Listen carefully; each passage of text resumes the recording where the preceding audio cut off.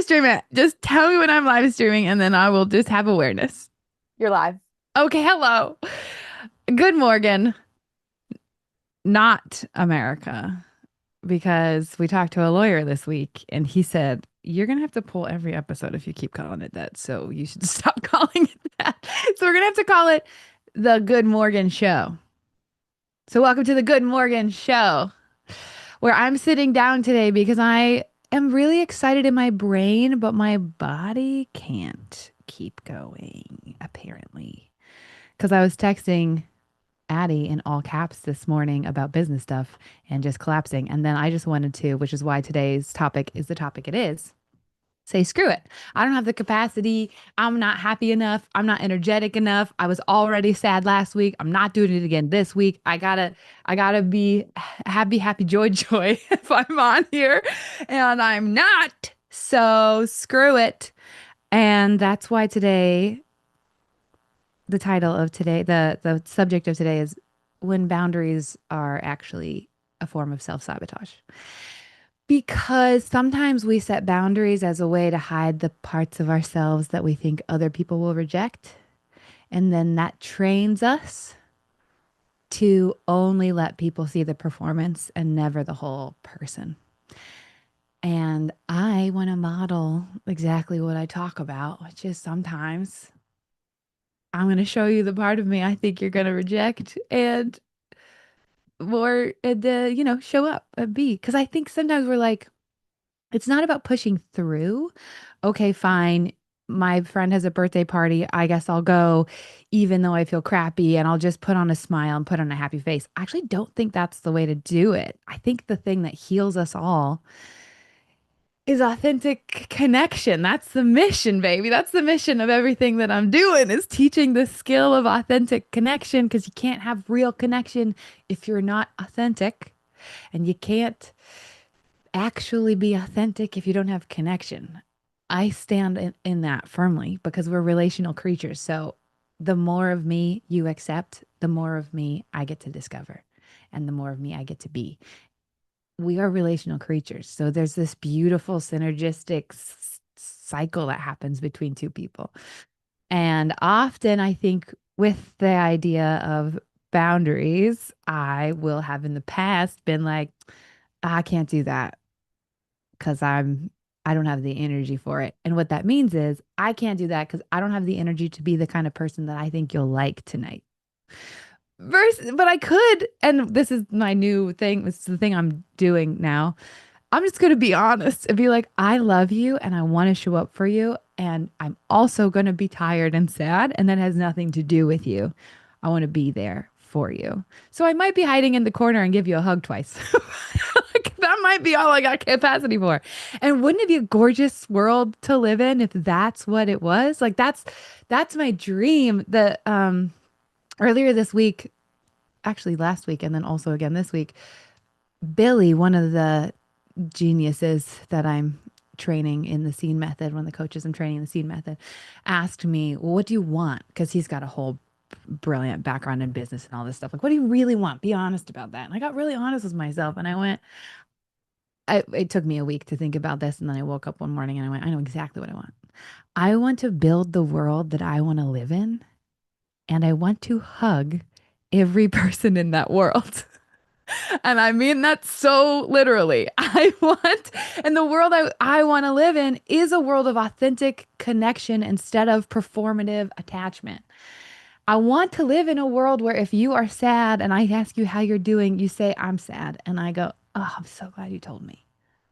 I want to live in a world where we know how we all have the skill, which, because it is a skill, of authentic connection, of seeing each other and being seen and allowing ourselves to be seen. And we're on that journey. We don't feel like we have to be perfect. We get to show up, we get to learn, we get to explore, we get to have what I think is the most magical experience that a human can have in a word, love. And when I say that, I mean exactly what I explained. Being seen however you truly are and being accepted for that. There's nothing better. And you can't do that if you're using boundaries as a form of self sabotage, which I have definitely done. So that's why I'm talking about boundaries today because I almost created some as a form of self-sabotage and went, let me not show up because I'm not the version of me that I think you're gonna love. I'm not I'm not on fire. I was trying to stand earlier. I have a, we could stand in this desk or we could sit on it, or we could do somewhere in between. Could do a lunge, I guess. And I did not do that because I did not stand because I was too tired. I was too tired. I was like, I can't. Oh man. And I'm here anyway because that's not the boundary I want to set. And sometimes caring for myself, the formula that I use for boundaries is I got so excited when I figured out this is the formula. I'm feeling this, and here's what I'm going to do to care for that feeling. That's the formula for boundaries. And often in the past, my way of caring for that feeling was hiding with it. I'm feeling sad, tired, annoyed, frustrated, angry, whatever. So I'm going to hide until I become happy again, was how I handled that. And that is a slippery slope into isolation and resentment towards everyone in my life because no one let me be imperfect. But of course they didn't. They didn't get the chance. I didn't let me be imperfect.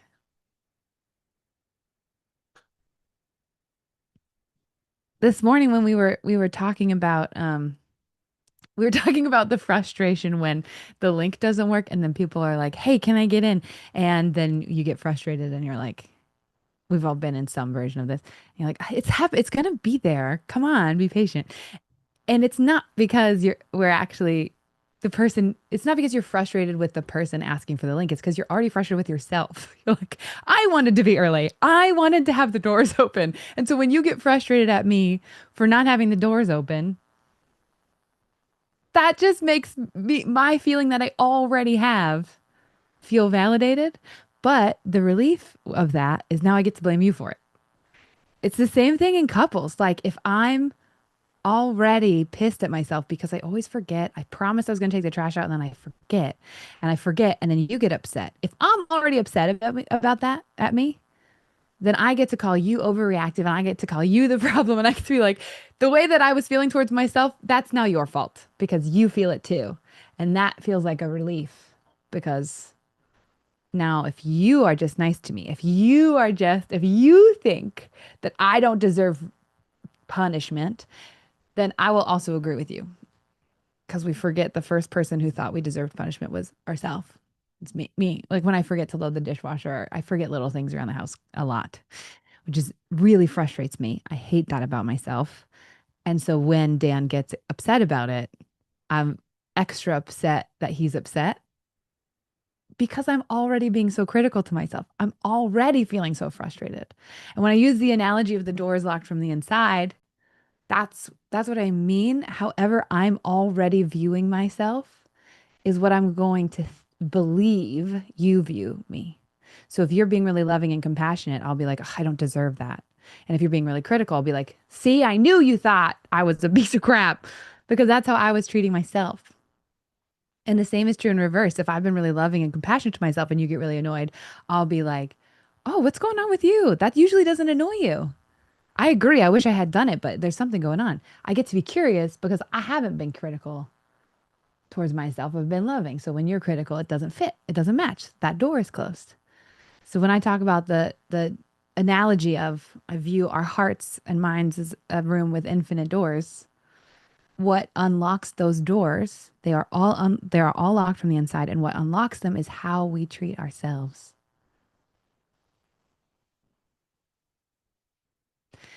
And back to boundaries, that's when we're like, I feel this, and so I'm going to go take care of that by completely hiding.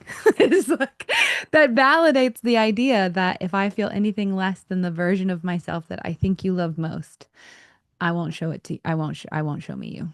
I won't show you me. That's the sentence. I won't show you me. So that's what's on my mind today. Also, I am so low energy that I hope that everything I'm saying makes sense. I have no idea if it does. If not, So be it. So I can't change it today. So hello. Thanks for being here. I'm drinking Celsius, which is like crack cocaine. Is that gonna get us demonetized? I think that's okay. We are not monetized anyway, because we still haven't clicked the buttons, right? I think. Anyway, uh, welcome. I would love to hear your questions about boundaries, and given my low capacity, we might have to do a faster answer than the normal emotional attunement that I do, just because I don't know that I have the bandwidth to be as present with you as I would like to be. So, warning for that. I'll let you know. Uh, Also, Dan, can you message when you have time to pop up here? Because I want to talk to you. You want Dan to come up first, I if don't he know if he can? can, though, because he's in the between inspections.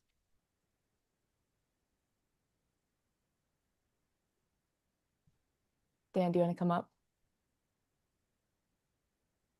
I see him. Are you eating lunch? Fine. You you know that the only thing that other people can see is my video. So if you nod in response, no one can hear you.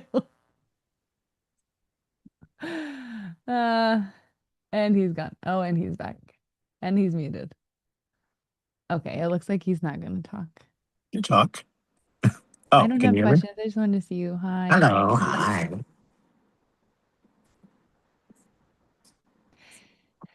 He did say, well, you got any everybody in the Zoom can see his video, but if you're on the live stream anywhere else, you can't.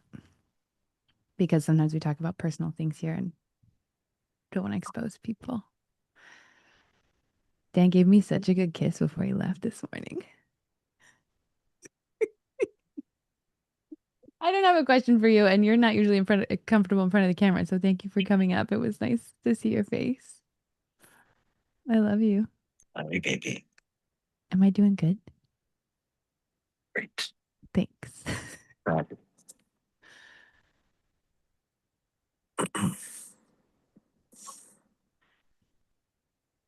One heart, two hearts. All the hearts for the Celsius. I think I'm gonna have to use another one. Go for it. Go crazy. Okay. Enjoy your lunch. Love you. Bye. That's my husband. Doesn't he have a great voice? He doesn't think he does, but he does, doesn't he? Okay, somebody want to come up and be tired with me? Or not Yes. tired, however you're feeling. Be how you're feeling with me. Oh, there's so much love in the chat. Yes, our first question is from Jay. Jay, that's a fun name. Jay Hi. asked, I love that how do color. you... I'll let you ask, Jay. Sorry. You're fine.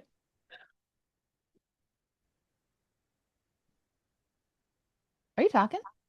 Me, no. I was waiting for you guys to talk. I thought it was on you guys first. Oh. You go. What's your question? Did they help you write a question? Yeah, so I typed it in. It was how do you navigate through judgment with showing your partner all of who you are? And does it get easier the more seasoned you become in life or within your relationship itself? Mm, that's a good question. Thank you. That's so good. Yeah, because the reason that we use boundaries to hide the parts of ourselves that we think others will not accept is because people didn't accept it. That's the point. People don't accept it. They don't like it. They don't know what to do with it. And I feel I, in my life, have needed to do a lot of communicating in the process. So, hey, what actually I mean I have a whole system. The scene method exists for a reason. So I created the scene method, which is my no therapy speak, simple, here's how you do it way to talk to people, which I really it's so powerful. But the structure of the mirror game, which is the way that we talk through it, is when somebody judges you instead of being like, see, you judge me. I can't believe this. Never mind. I'm going to shut down. Being like, hey, when I said this and then you said that, I felt like you were judging me, and I felt really scared that you thought less of me, but I might be missing something about your experience. Otherwise, we'd feel the same thing and we don't. So, where were you coming from? And sometimes you'll learn they weren't judging you. Other times you'll learn that they were judging you, but the reason was protective. Like they felt like, well, I heard your feeling as an accusation that I did something wrong, and I was mad about that. There's so much that we miss, and we're usually really good at knowing what someone is feeling, but really, really bad about knowing why. And because we're so good at knowing what they're feeling, our brain goes, well, I also know why. And And try to we, justify it almost. yeah. Yeah. And even people's feelings about you tend not to be personal. Like my example earlier, because we were talking about it, whoever, including me, is in charge of letting people into the doors on the days where we get frustrated. It's actually because we get frustrated that other people are frustrated. It's because we're frustrated at ourselves. We're, you know what I mean? It's because I'm already like, oh, I already have that fear. I already feel that way. There's a John Mulaney joke where he's talking about driving and he says, I also don't want me to be doing what I'm doing. He's like trying to cross two lanes. He's like, I also don't want to be doing what I'm doing. I feel like that's usually what's happening when we receive some kind of judgment from someone else when it really lands negatively is when we also don't want to be doing what we're doing. I also don't want to feel this. I also don't want to think this. I also don't want to need this or do this. So when you say you don't want me to, or it makes you feel bad, it also makes me feel bad. Like I agree. I don't want me to be doing this either. I agree with you. Um, can happen a lot. So I feel like I went on a tangent. But No, it's okay. I mean, it definitely gives me a little bit of insight. So you feel as if it comes from a little bit of almost self-judgment and self looking within this ourselves in order to feel like somebody's not going to judge us, let alone yeah. how to not judge someone or appreciate that they're actually even coming forward to us about something. Yeah, I think there's a lot of yes. I think I there's was a gonna say lot of I could ask you a million and one questions in regards to that because my fiance and I have a whole bunch of things that we're give me a kind of tried million. on new. So we're about to go on a lifestyle cruise come November, Oh, so she can explore her side. Because she's bi, but she still hasn't experimented much with women. okay. And I'm completely open. I told her she can have a girlfriend or whatever she wants to have, another partner, as long as they're female. And then we experience the other side if we do, or if we don't, whatever. I was looking out of it for personal reasons for us within our relationship to explore outdoors and so on without judgment, and Mhm. also just to have a really good vacation on the cruise. But for her to be able to experiment her side, kind of carefree and also without judgment and an environment where it would be good.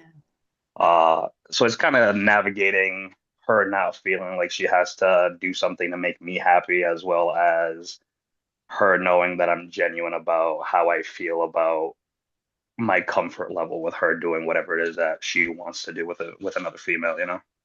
Like it Explain doesn't that have last sentence that you said, the navigating. Explain that. so I want her to be able to explore her sexuality with women as freely as she wants. And Mm-hmm. I don't want her to feel as if I am trying to introduce whether it be a threesome or whatever other type Oh, of oh, situation within it. I want to be able to go to the bar, talk to some guys, hang out with some friends, have some beers, and she could go do whatever she wants with a girl, kind of.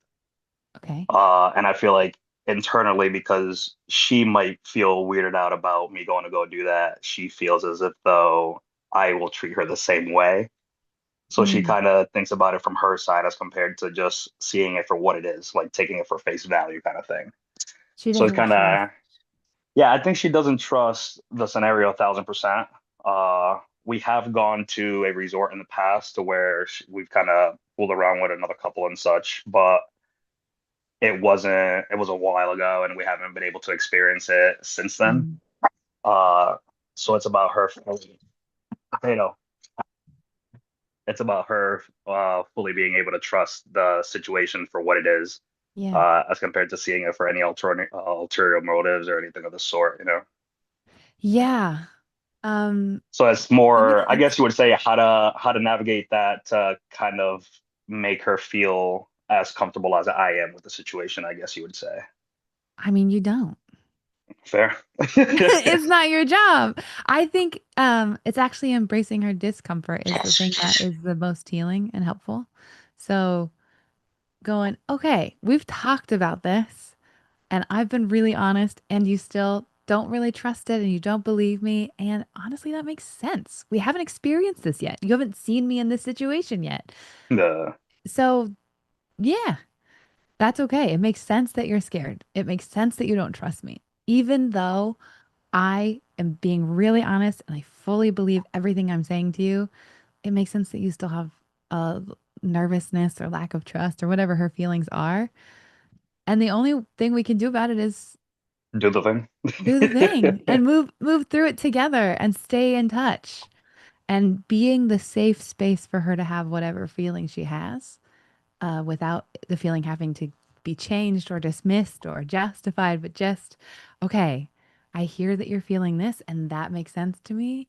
What am I missing? You really just get her feeling. That's the best way to earn somebody's trust. And also, I think the best way to navigate something that's new. And the other part of that is being truly honest about your feelings and not asking her to fix them either. And being like, this is how I feel. No. Does it make sense to you that I would feel that way? Even though that's not how you feel. Does it make sense to you that I would feel that way? Okay, that's what we're going into this with. Sometimes we're going to go into things with the same goal, but different feelings. And that's okay. And that is so safe. That's back to authentic connection. That's authentic connection. You don't have to feel the same thing. You don't have to be in complete agreement. You don't even have to have complete trust. You get to grow together that way. So that's what I would Yeah, I say. mean, I definitely feel the more mature our relationship becomes, we've been together almost 9 years now. So the more deep within our relationship we become, the less we care about, I guess you would say the easiest way to explain it is hurting each other's feelings. We Yeah. genuinely just tell each other how we feel, and Oh, God. hopefully the partner is receptive to that without feeling judged, without feeling anger towards a scenario and so on. So Yeah. like we don't try to yell at each other. We don't try to argue about things. We're just like we disagree on this and that's okay. We'll review it in a week, in 2 weeks, however the case may be. We'll keep it there, I love it. which has helped with this scenario. So initially was brought up by me, like the whole cruising thing a couple years ago. And then this year, while I was picking my vacation time, because I'm a firefighter, so I have to do it for the year, all my vacation picks. Cool. So she was the one who brought it up to me, and I was like, "Are you sure you want to do that?" I was like, "We don't have to waste a whole vacation doing that if you're not ready," and blah blah blah. And then she did it. We pulled the trigger. We bought all of our tickets, all of our flights, everything. And then she's just like, "Are you sure we did the right thing?" Like after she did, and I was just like, "This is about you. Like this isn't even about me now. I want Yeah. you to explore who you are, and Yeah. us explore each other as a couple." And I was like, I personally don't want to close any doors overall. I don't want to leave any boundaries. We could talk about it before we go into a scenario as compared to saying no and then saying yes when we're in the heat of the moment or whatever the case may be. We'll have our hard no's, we'll have our maybes, and then we'll have our hell yes. That's how I look at it. Yeah. So it's I I like I that. guess it's helping Hard her nose, understand it, maybes, you and know? hell yes. Yeah, yeah, or just embracing the uncertainty. Like she's allowed to be confused, you know? I think to a certain extent, I feel like we feel responsible for our partner's feelings, Yes. Yeah. uh, especially when it's something that you feel like you can help. If somebody's sad, I can't help that. I can be there for them, but I can't really help them. But when it's with something that I feel like I may have part due when it comes to their feelings or why they're thinking a certain way, you almost feel like it's your duty to feel responsible to the way that they feel. So it's definitely difficult to navigate that. Is as simple as just embracing it though, and just saying, yeah, embrace the suck. Yeah, you're explaining the difference. Two things. One, earlier when you're talking about saying honest things honestly, one of my favorite mantras is I'd rather you trust me forever than like me right now, which is really helpful for recovering from people pleasing. And I'd rather trust you forever than like you right now. A more accurate way to say that is I'd rather trust you forever than you agree with me right now. But when you're recovering from people pleasing, it's really the fear that you're not going to like me. The other thing that you were just diving into is the difference between codependency and compassionate, healthy amount of caring. And where is that line? Where is the It's a line? fine one. It's a hell of a fine one. Because you feel responsible, and the only responsibility that we have in someone else's feelings is the honesty we give them about ours, about our feelings and our thoughts, and we don't have a responsibility otherwise. Because even the pushback for that would be, yeah, but what if I can change my actions and that will make them feel better? If you do change your actions with only the intent of making them feel better, then you will resent them because you're sacrificing yourself. It's not a choice you're making from a real ownership. You're going to feel controlled when you make that choice, even though you're choosing it and you're choosing it to make them feel better. You'll feel controlled. So the honesty of here's what I'm feeling and here's what my goals are and all of that is the most we can do as far as responsibility goes. And then the most helpful thing we can do with any feeling is lovingly witness it. I can't. And ironically, that is the thing that tends to move emotions through someone else's body fastest. If someone's angry, sad, for whatever, if you can see it, really see it and go, that makes so much sense. Like the full acceptance of whatever their feeling is what allows it to move through them. The not trying to change it, to not giving it a timeline, the not taking responsibility for it, is the thing that makes the biggest difference. So that's it's the difference between codependency and healthy caring. I could keep talking about it and I'm gonna I stop myself. I was like, I was could gonna say give it you could be a very long examples. conversation. I could give you examples, which I think might be helpful actually. Uh, Codependency is saying, um, your partner walks in the door and they're frustrated and you're like, "Oh, you're so frustrated. Oh, what is going on? Tell me, are you okay? What's going on? Of course you're frustrated. Oh yeah. Oh, frustrated. What should I do? Can I do this?" That's the codependent. Even if your words are calm, that's the energy. Like, how do I fix your frustration? Um, and healthy caring is, "Well, you seem really frustrated. What's going on?" That's not how I felt about it at all, but it makes a lot of sense that that's how you're feeling because of all these factors and that, yeah, of course you are. Yeah, okay. I'm not asking what I can do to fix it. I'm not taking responsibility for it. I'm not asking them to change it. I'm like, Simply oh, being there. I see your frustration fully and I accept it. And it doesn't change how I'm feeling. I don't have to, or what I'm doing even. I get to still be a whole person. And that earns so much more trust because I am a whole person.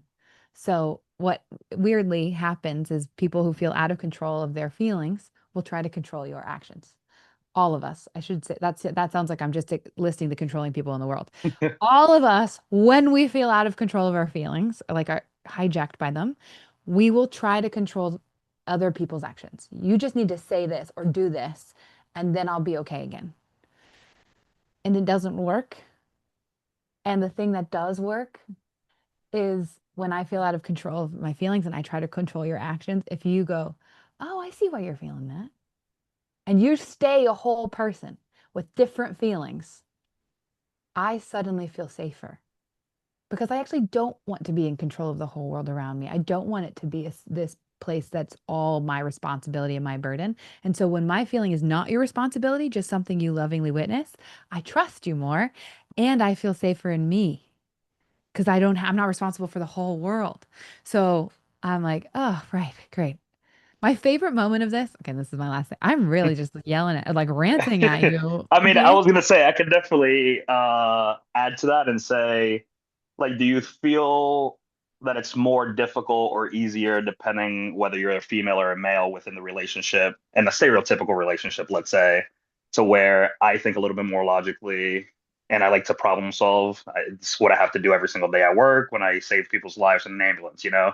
So Yeah. when I come back home, I kind of carry that same energy to where it's like my partner comes to me, she's like, I have this problem. And I was like, well, you have two avenues of fixing it as compared to Yeah. just wanting to complain about it every once in a while. You know, like everybody wants to complain or wants to talk about their problems and just vent as compared to looking for a solution. Yeah. Do you feel like that also adds dynamically within a relationship, whether female or male kind of thing, with how you view certain scenarios? Um, I think that men were taught to have fewer emotions and not be aware of them. Um, so then you're supposed to speak logically. So a lot of men, when triggered, might yell and get angry, but they will say things like, well, here is the cause and here is the effect, and thus I am the logical one. But their story, if you're trained to be logical and not emotional, you're just as emotional as the person who has awareness of their emotions. You're just not aware of your emotions. So everything that we are looking at has the lens of whatever emotion we're in. There is, so saying one of us is logical, one of us is emotional has not, in my experience, been accurate. One of Okay. us, oh my God, you have a bird on your shoulder. Yeah, it's my little baby. One of Ah, them. love.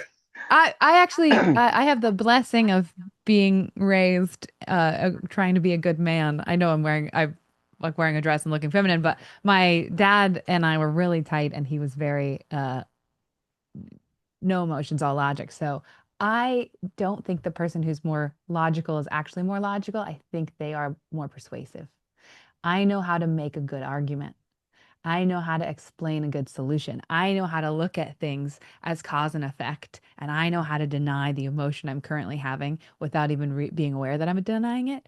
So, me triggered rarely looks like blowing up or shutting down. It often looks like really calmly telling you why you're wrong and I'm right. And Okay. being like, see, yeah, look, you're the one who's emotional. Yeah. So I actually don't think, I think the difference is what we were, how we were trained to talk. Um, and I do think some people are better at logic than other people, and some people are better at emotions than other people. But usually, in that case, like I'm coming home and I've got a big feeling, and now you're telling me how to solve it. I do that to my husband. I'm the you in that scenario. Fair Um, enough. working on it, but it's because I am uncomfortable with his feeling and I would like to fix it so I can be comfortable again. I am trying to save him from an emotion I don't feel safe having myself. Okay. I That's like that. usually it. It looks like I have some tattoo ideas for some of the things that you've said. Some of the Yeah, quotes. really? Oh my God. Write them down. Ryan does this too. He's like, that you need to remember what was that? I'm gonna write that down. I was like, what did I say? Put it in it. Whatever the ones you liked or put them in the chat. We'll make sure to remember them. Heck yeah. Thanks, Well, Jay. it was a pleasure talking with you. It was such a joy meeting you. You've got the warmest, most open energy. You're so curious and like not defensive at all. And it was just beautiful to talk to you.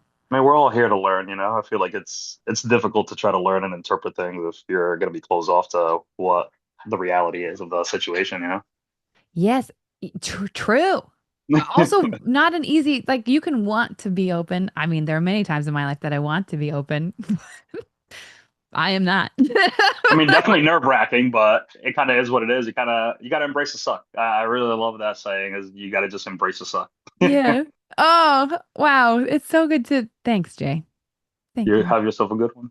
You too. Take care. I'm gonna hug you one day. It's my goal. I do want to hug all of you one day. That would be great. All right. You ready Yeah. for another? Our Yeah. next question is from Travis. Hey, Travis had a man. really good question. Oh, do you have to be sneaky because you're in a cubicle right now? I don't have to be super sneaky. I actually have a closed office and I'm on my lunch break. So, like, Oh. I took my lunch break so that I could kind of isolate a little bit. I don't have to be sneaky. Oh, It's just, nice. I've got two monitors and, like, here, I could do this. Then I'm looking at Well, looks can you better. see me if you do that though? Oh, yeah. Yeah. It's just smaller, but I can still see. Okay. Hello. Hello. Okay. Oh, sorry. No, I think I cut Addie off. Do you have the written question that Addie or Ryan helped you write? I mean, I remember that question, but in the meantime, I think I've developed something more pertinent to the topic. Ooh, okay. But I can do either. No, I just love the you just use the word pertinent. I'm in. Go. Oh, okay. Yeah, I love accurate words, I guess. Okay, so this is, well, obviously in regards to the topic of self-sabotaging boundaries. Yeah. Just gonna talk about really briefly the end of my last relationship that I really loved, put a lot of work into, experienced a lot of growth. And I'll talk about my boundary. And it's interesting. It's like my boundary that kind of led to the end of the relationship was I needed to know what my partner's boundaries were that would are Yeah. like deal breakers, like instant, like what are your boundaries that would cause you like if violate like not that I wanted to violate any boundaries, but I'm just like I need to know like what would cause you I need to know so my bad like sorry, simply put, I just need to know what would cause you to break up with me because Yeah. definitely don't I don't want you to hurt ever, but at the same time, I don't want this relationship to kind of end out of nowhere because that kind of happened multiple times in a relationship. She's just before instead of talking about how people were hurting and even exploring how to understand and feel what the other person was feeling is just like an instant Yeah. break every time. It's just like, hey, we're breaking up. And after being broken up with twice, it's just like, I can't be broken up with again in that way. It's too just like traumatizing. Yeah, it is. Anyway, so just about what do you think about that boundary that I have in regards to it being self-sabotaging or like, is that even a fair boundary to ask someone to say, hey, what would cause you to end the relationship? That's probably self-sabotaging in idea of itself, but No, you're so lovely. No, the I've been her, I guess both of those people. Um, and I didn't know I was doing it because it wasn't that I was hiding the boundaries I had, it was that I didn't know I had them until they got crossed. And when they got crossed, I had no, and I could, if you had told me that this is what was happening, I wouldn't have believed you. I had to figure it out. When they got crossed, I thought, well, that means we're a bad fit. I guess that's it. Instead of, oh, that hurt. Let's talk about that and learn and repair. The difference between relationships that last and relationships that don't is just the willingness to do the messy work of repairing when you inevitably cross boundaries and inevitably hurt each other. And no matter what relationship you get into, even if they give you a great list at the beginning, you will cross boundaries that are deal breakers unless the person has the capability to repair. So, what I hear there is those two people, which is really, really common right now, didn't know how to or didn't have the motivation to go, hey, when you did this, it felt like this to me.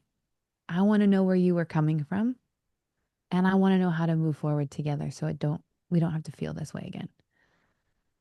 But very few people know how to do that.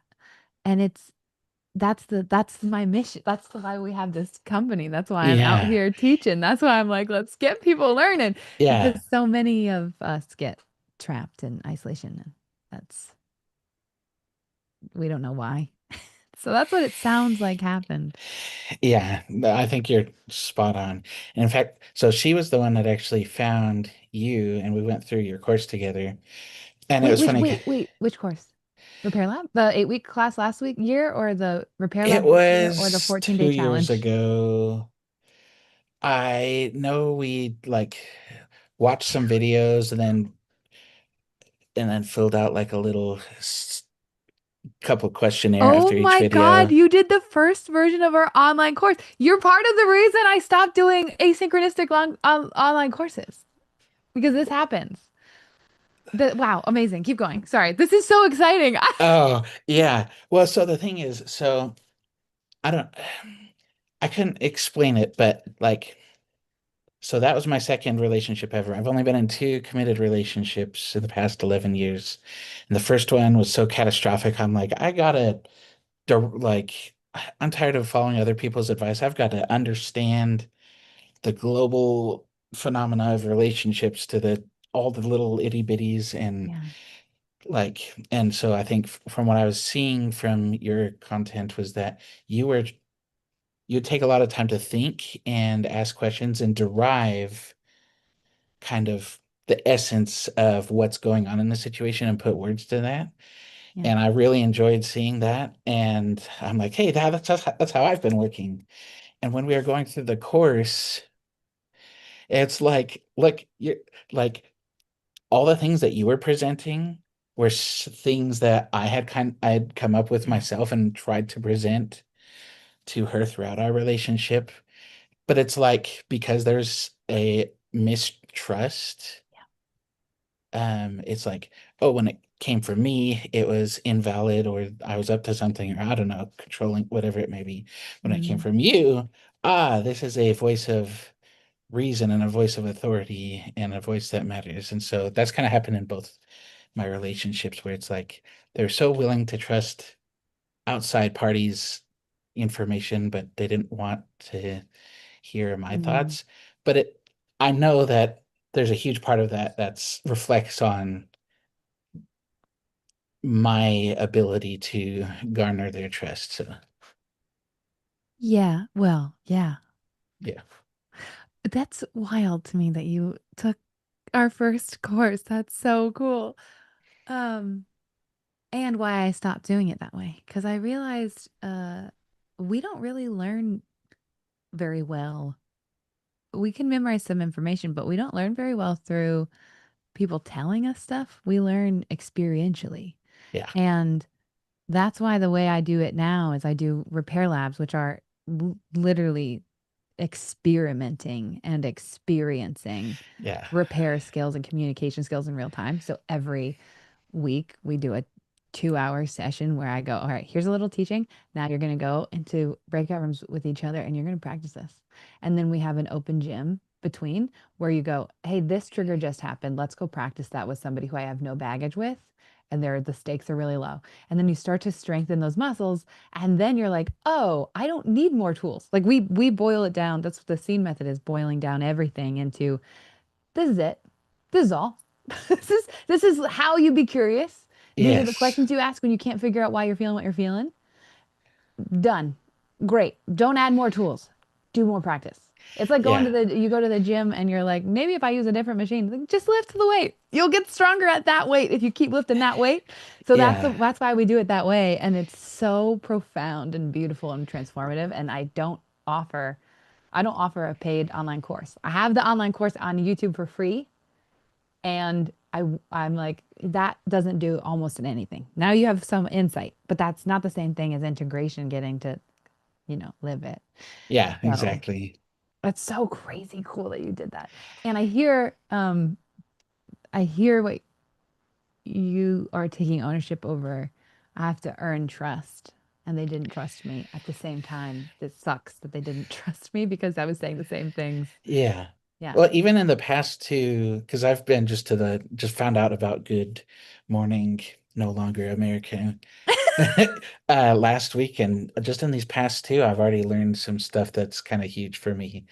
Is just with Jay that you're talking to that, oh, you don't get someone to just trust you. You recognize their fear Yeah. and just say that's totally understandable, and that's like allowable. And it's like the trust should be that, I'm not gonna push you to do anything, that I'm just gonna accept you where you're at. Yeah. Like I'm not gonna push you to, or we're not gonna work until you're a place where you'll trust me at anything and everything. Yeah. Or you're not gonna experience fear because like growth, I don't know, my brain just came up with a random statement. It's like growth lives on the boundaries between fear and comfort. I don't know. It's Mm, just like in all the times where I've grown exponentially in my life, there's yeah. been fear present, but at the same time, no one's necessarily pushed me over the edge. I've just sat with that fear and I'm like, I'm gonna do it anyway. And what happens, happens, and then I do Yeah. it, and it's like, hey, I can do it. Yeah, it's got to be your choice. Yeah. Yeah. I like that a lot. Between fear. What was the second word? Fear and comfort? Yeah. Between fear and comfort. Yeah, Yeah. because fear does come with stepping outside Yeah. of the But if comfort. you're only in fear, opposite of growth is going to happen. And if you're only in comfort, Opposite of maybe growth is going to stagnation happen. Yeah. is the best case scenario. Yeah, exactly. Yeah, I agree with you. I agree with you. And the person you trust the most is the person who doesn't need you to change in order to be themselves. So Yeah. when you're scared isn't too big for me, when you're mad isn't too big for me, when you're whatever isn't too big for me, I'm still good. I'm still Yeah. me. And I can empathize with you. This is the thing. People think that people ask me about carrying people's emotions. Like people in these in these Good Morgan shows, in these Good Morgan shows, people will come with such big emotions and really hard stuff, and I'll be crying with them. And then I get the question, how do you carry all of that? And the answer is, I don't. It's not mine to carry. It's a gift to get to witness it. Like Yeah. emotion, I love that emotion is a word with, it's so perfect. Motion is in that word. And when I feels like too much to carry is when I think it's my responsibility to fix how you're feeling instead of just feel it with you and let it move through both of us. Yeah. That's gorgeous. I have a limit to emotional attunement where I go, "Oh, I've been attuning for too long and now I gotta like go into a dark room, get back in touch with myself." But it doesn't feel like I'm carrying other people's stuff because the more I do this work, the more I know I cannot do it for anyone. Yeah. Yeah. And I think that's true in relationships I too. just get a picture in my mind of everyone having like, that backpack of rocks or whatever. And like you get to go in the moment and they're like, hey, check my bag out. And you lift it from behind and you're like, oh, that is heavy. But you don't take it off of them and carry it with you. You just get to empathize with them in the moment. Yeah, it's just like, oh man, you're Yeah, going and through this hard thing. yeah, I think that it's a magical bag of rocks because what happens is when I try to take it off of you, I just put an equal bag on me, but you still have the same bag. It didn't lighten your load. You're Yeah, still the only one who could carry that. I've just duplicated it and put it on my back too. It's different than going, woof, yeah, that's heavy. yeah, I've had to carry something like that too, actually. I really get that. I like that a lot, Travis. yeah. I try not I too go on off on tangents, but I I'm hopefully unrelatable. Never in going my for life have I the tangent created a tangent. Um, but getting back to like the topic, so like in the self-sabotaging, like was my boundary there being self-sabotaging of saying that, I need to at least know where your commitment ends? Essentially, because what it ended up with saying is she's like, hey, there's too many lines that you can cross that would just cause me to break up with you and I can't like detail them all out now. And so I'm like, yeah, I don't think I can feel secure in that type of relationships. Also, there's some other things where as kind of being pushed on me, it's like you've got so many things that are causing stuff in our relationship that you need to therapy on yourself, and I'm not willing to talk about that with you. You need to go do that yourself. So that is kind of Hmm. rough to hear. But I like felt like it was true that I needed to do it. But at the same time, I wanted to share that experience with somebody, not just go do it yourself. I don't want to see you in this state that you're in. I'm like, I want to go. This is hard stuff that I've been through in my past. I want a partner who's gonna be there for me Yeah. when I'm going through this work, Yeah. Healing is something no one can do for you, but you can't do it alone either. Yeah, I've been telling people that You've ever been since using I my heard it. line. Thank you Yeah, so yeah, yeah. much. I No, love that. I told yeah. Like I've been picking up so many bits and stuff from you Travis. that I've been sharing with my therapist too, and I get super excited. Yay. Um, rewind boundaries, your actual question. Self-sabotage. I think it's a less about their boundaries and more about yours because you can't control. theirs, Right. which I think you know and are saying, but just pointing that out.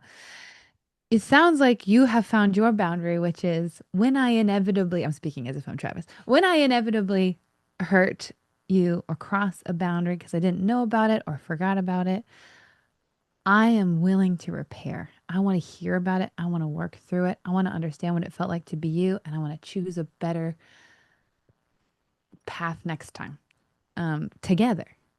If if you the way you're going to respond is you've hurt me, now we're done, or you've crossed the boundary, now we're done, then we might as well be done now because it is going to happen. I'm going to hurt you. I'm going to cross a boundary. You're going to That, hurt me. You're going to cross a boundary. And the promise I can make is that I want to do what it takes to repair that. And I'm going to show up for that. I can't control if you do. And it would be really nice for my heart if you let me know now that you're not going to do that so that we don't end up heartbroken in 3 months from now or however long. yeah, that's exactly hit the nail on the head. It was such a joy to meet you. Yeah. So you'd say like my boundary, that was actually a good boundary, or was the that? the a boundary of tell me your boundaries is silly. Don't do it. Yeah, yeah. I mean, if they know them, sure. Please tell me your boundaries. So it's the But wording of my boundary that was a what problem. what do I have to do to make sure you don't break up with me? Well, is a bad one. Gotcha. Because that's going to set you up to perform instead of authentically show up and connect. Yeah. Versus when we cross each other's boundaries accidentally or we hurt each other accidentally, I am going to show up for the repair. Is that something you're going to want to do too? And if the answer is no, then maybe we're not a good fit. Okay, that framing makes complete sense. I'm terrible at framing stuff, so that's actually kind of what caused a lot of boundary crossing in the past that she was unaware of because I'd like want to share this idea, this thought, and this feeling, but I'd frame it in the most terrible way, and she'd take away something completely different, and I'd with a lot of This, hurt, and yeah, it's rough. that's also I mean, that's why I do Repair Lab the way I do Repair Lab, so that you come to practice it and you go, hey, we had this conversation and it went really sideways. She didn't understand me. Can we practice that? Let me try Yeah, this. Let me try saying this instead. It's really cool. What we do now in Open Gym, Ryan thought of this, one of the brilliant coaches I'm training. He's in here today. Um, he started doing the thing that he calls mirror mirror that I call trigger trial, which is you act as the person who got triggered with you, who like took it wrong, and somebody else reflects, and then you swap roles and you try again, and they're role playing the person that you hurt. It's so mm, helpful because you're like, oh, that's what it felt like when I said that. Good to know. Oh, that's what it felt like to be them. Good to know.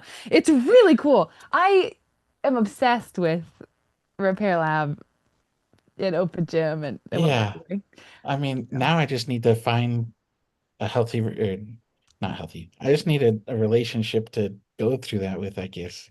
Because I'm hell yeah. super Oh, interested in, our next one is we're launching it in a month because we decided to do that literally this week. We were like, waiting until September seems too long.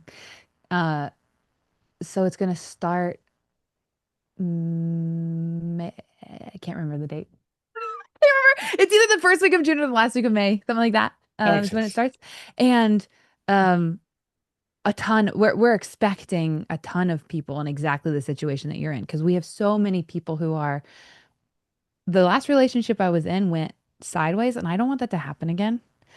And how do I get the skills so that when I run into the same thing I ran into the last two relationships, I got it?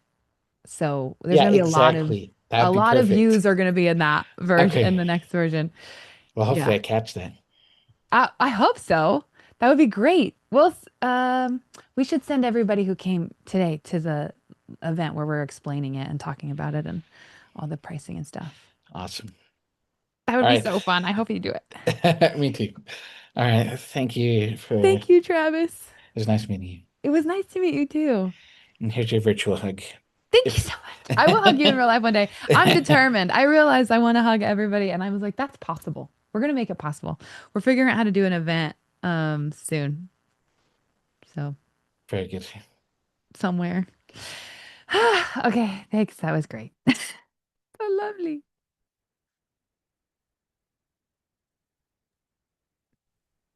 Absolutely stunning.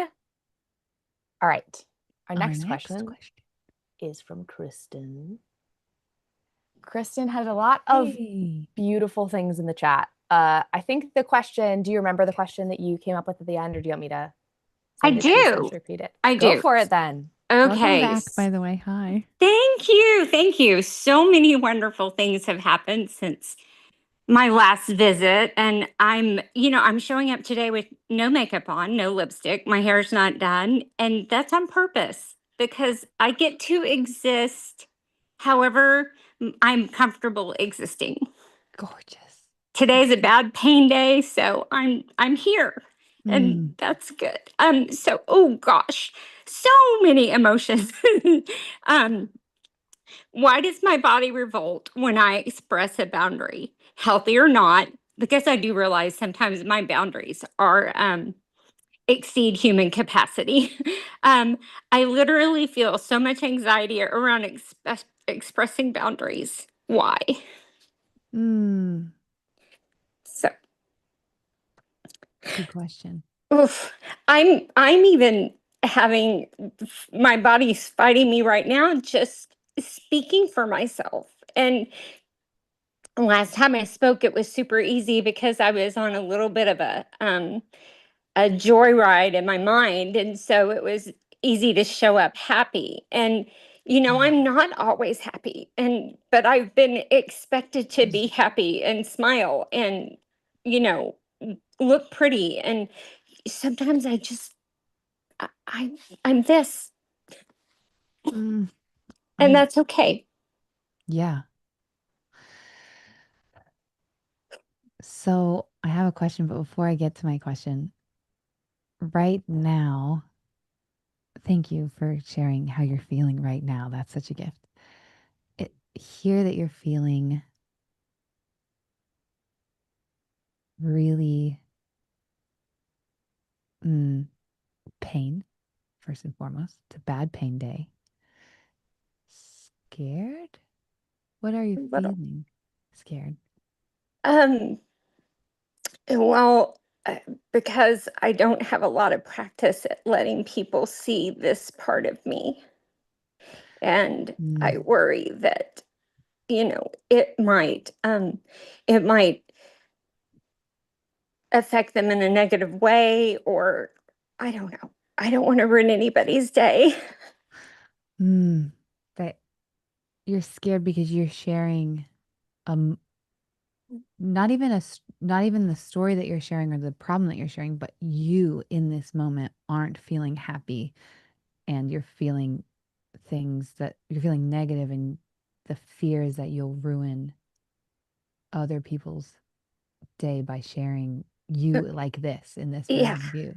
Yeah, it's I'm allowing myself to do things that I'm scared of doing, even though I'm scared. And so I think that's an important exercise. And I just lost my thought because my brain is menopausal. I wonder where all those thoughts go. It sounds like Do they go into a little bucket and I get to retrieve them later? I really hope so. it sounds like you're also feeling determined. To quote Travis from before, the edge between fear and comfort. You are choosing to step forward even with the fear. Yeah, I mean, it's just I'm all peace and love and cuddles, but I wrote something yesterday. I mean, our world is a volatile world. I don't understand why we keep trying to seek peace instead of trying to seek love, because love is what creates and Mm. protects and ameliorates. And I just, we got to find a way through all the volatility without hurting each other. And it just it's my isolation and my oof my not wanting to show up like this is because I feel like it's my responsibility to contain all these big feelings because it's not anybody else's responsibility to navigate these, it's mine. And this is new showing up in a semi open space and just being this is I've never done it before. Mm. Mm. And my body hates me right now, but I think it's good. It's good resistance. It's how we grow our emotional muscles, right? Yeah, I mean, it sounds like your body is revolting because it really thinks it's really scared that if you have a negative emotion or you show up in a way that will feel like a burden, you keep using the word responsibility. It's only your responsibility that that whoever you show up in front of this way will suddenly have to be responsible for how you feel, or Yeah. they'll be negatively impacted by how you feel. Yeah. And so you're in a it's your body, of course, it makes so much sense that you would feel so scared and your body would be freaking out because at some point you were taught this is the most dangerous thing you can do. Yeah. Well, and also life keeps punching me in the gut when I do have boundaries and I know they're healthy and I'm standing in truth and I stand there and I get such negativity back and it's and I know I know I don't want to say I know I'm right, but I know my truth is valid. Their truth can be different. I don't Yeah. need their truth to be my truth, but Yeah. I don't want anyone telling me that my truth isn't my truth. Like When what? you can you tell me the specific Um, also wait before actually hold on before you tell me a specific story. Do you feel like you've ruined my day? no, Do you feel like I feel responsible for your feelings? no. How does your body feel? Well, right after saying that, a little bit warm and settled. Yeah. Can we, before I ask you a question, just for a few seconds, Mm, I'm going to do this with you actually. Can you send a little gratitude to your body for protecting you so much? yeah. My parasympathetic nervous system is a little beastie. Yeah. It does all that revolting and that protection because it thinks bad things are going to happen. But bad things do happen. Hmm. But they didn't right now. Right.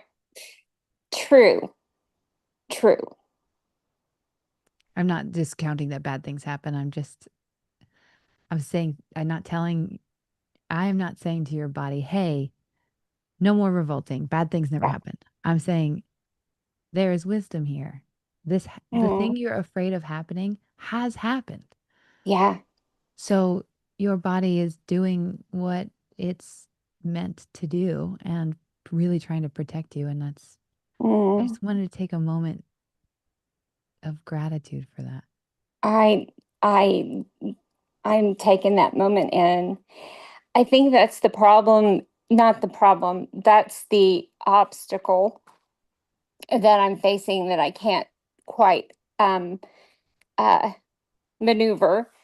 And it is that my body gets stuck in that cycle of fight or flight when an event happens. And we've had three major events happen in the past 2 weeks. And so my body gets stuck in this cycle of fight or flight and it's over and it's done. And I am like literally proud of myself for finally standing up and Mm, holding my space um and then the revolt comes and I beat myself up for it's like I am in trouble for having a boundary and, telling, oh, how dare I tell a grown man that I'm angry with the situation and what's been happening is unacceptable and the facts are ABC. And then the man was like, well, maybe you need to leave and calm down before leave, calm down, and come back when you can speak without being angry. And I said, Mm, no, I'm allowed to be angry. This is a very frustrating situation. I'm not hurting you. I'm not disrespecting you. I'm not, I'm just sharing that I'm angry with this situation and the way it's been handled, and I would like it to be corrected. And and the man was not professional and said a few other things, and my husband was behind me holding my arms and grounding me, and he did so good. when you said, hold on, you just said my husband was behind me holding my arms, and the mental image I had of this story just changed to a street fight where he's holding you back. So, Yeah, maybe just a little bit. Just a little bit. He was like combing my arms like a little kitty, like it's okay. It's just all right. silently brushing my arms. And, and we left there and he said, I'm so proud of you. You stayed calm. You didn't insult him. You weren't disrespectful. It was actually a success for me, but my whole body uh, shut down for part of this pain spiral is, my autoimmune Yep. disorder gets spiked when my emotions are really high. So being angry for me is really bad. I've got, all right, hold on. Uh, Did I so just get us off now, topic? no, you're on topic. I just know what I want to do. Okay. Um, when you hold a boundary in a healthy way, which is nothing to do with the other boundaries are not you need to change. It's I'm feeling this, and so Yeah. here's what I'm going to do about that. Even when you and when you I'm validating, I'm confirming that I followed. When this man over crossed that boundary, you communicated, you were angry, but you stayed calm. You did not do a lot of you statements. You were just like honest. It was great. But then later you had this aftershock kind of hmm thing. hmm And now you're trying to figure out what is happening. Why do I have the aftershock? And what do I do about it? Yeah. Well, I know why I have the aftershock, but I don't really want to share that. But I will say that there have been events in my life that have shown me that if I speak up to authority, I could lose m- my life. And so that's something that I've been working on my whole life. And I do, oh, I don't know. Maybe I need to go to the gym and punch a punching bag or something. That would help too. Can um, the part of you that just wanted to burst out, if you close your eyes and take a deep breath and ask that part to step forward so you can see it, what does it look like?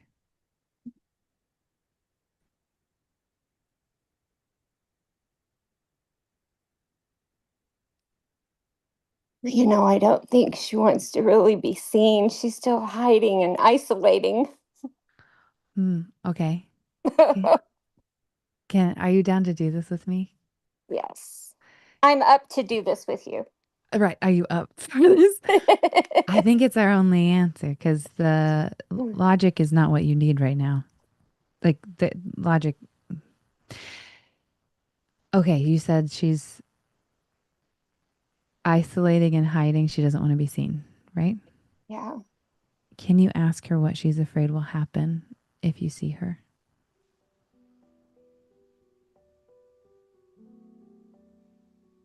I think she thinks that I blame her for what happened because I opened my sassy big mouth Hmm. and tried to protect us and it didn't work. That's who we need to talk to.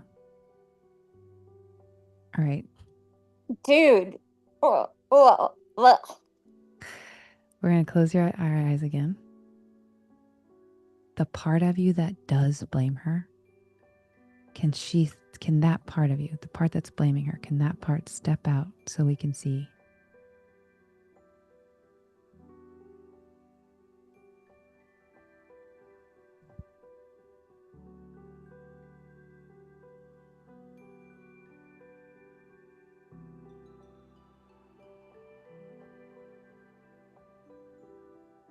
What do you see?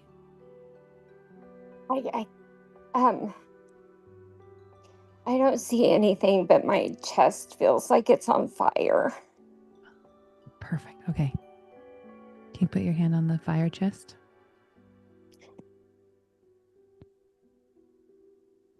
It may not seem like it, but blaming her is a way to protect you. Ugh. It feels like so much anger. Why would I be angry with myself? That makes no sense. I think it makes sense. We just don't know why yet.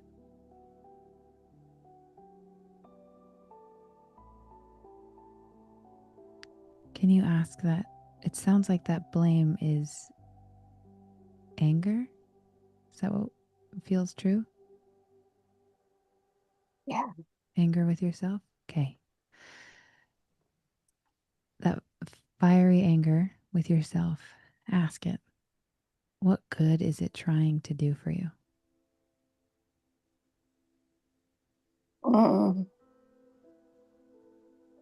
Yeah, I think the story is if I had just fawned and remained small and kept my big mouth shut, I wouldn't have.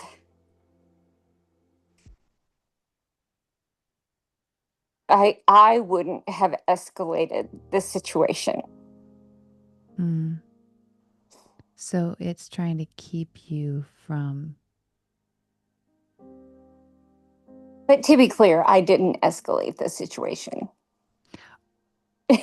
Details and facts don't really matter in the world we're currently in. We're in inner world. I think that's how I regulate myself, is in the data. I think that's how you avoid. Yes, that's a better word. So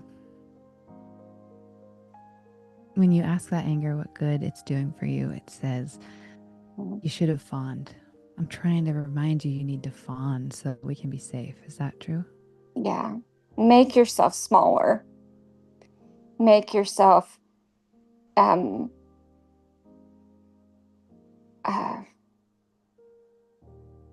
not a threat. You're not threatening. You're helpless. You're not, don't. It sees you as helpless. Yeah.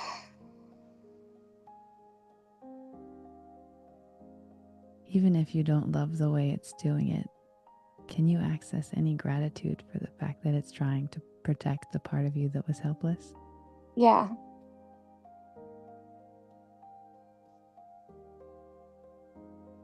And now,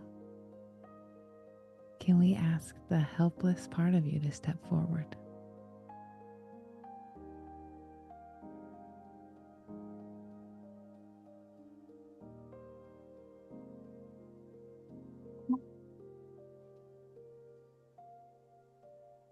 Yeah.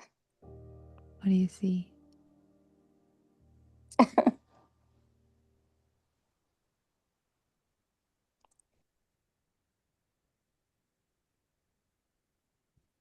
A very lonely, isolated, scared, confused little nugget.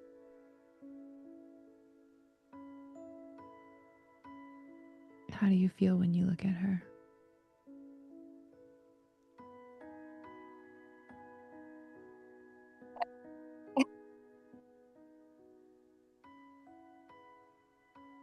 I feel heartbroken.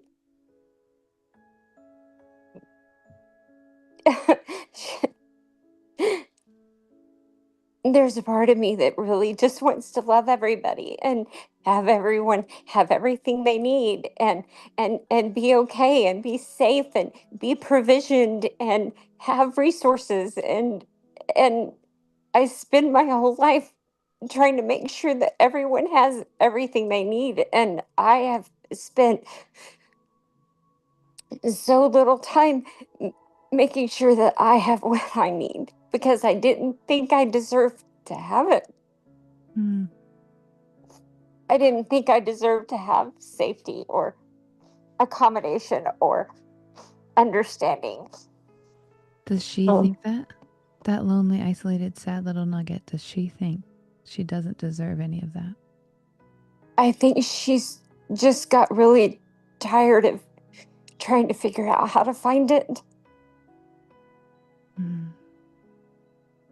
She worked really hard to figure it out. I think she might be a little mad at me too. That makes sense. I mean, why are emotions even a crime? Why can't we just honor all of us? Can you do that for her right now? Yeah.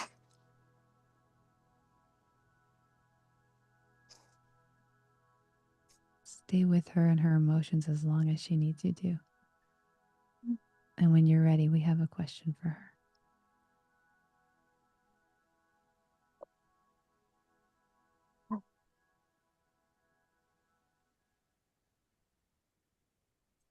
Okay. Ask her, what does she need from you? Not me, not anyone else in the world, just you.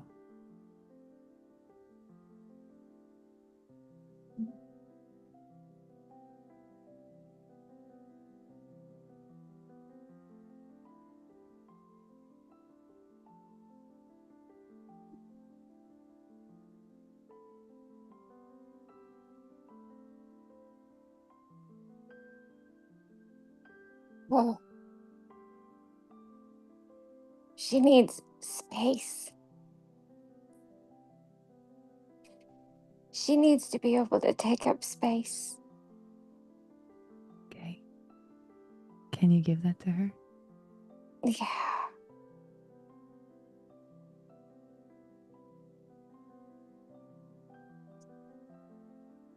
Um,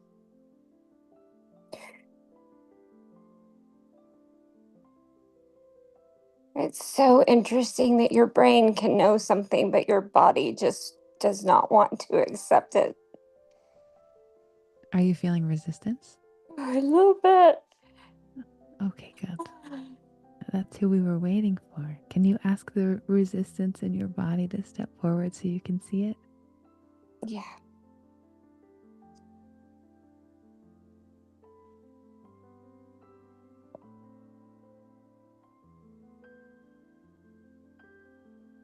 Oh. What do you see?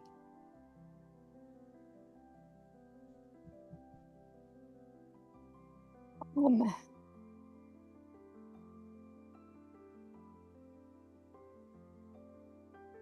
you know how Gru in Guardians of the Galaxy rooted himself in a ball Mm-hmm. around everybody Mm-hmm. to protect them. Yeah. Oh.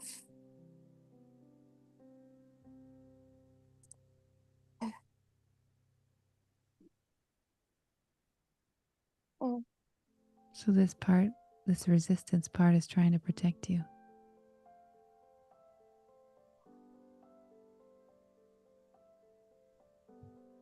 And what a mighty brave thing to do.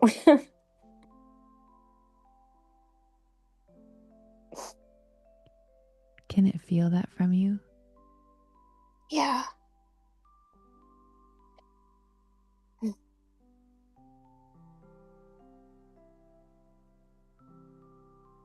Mm.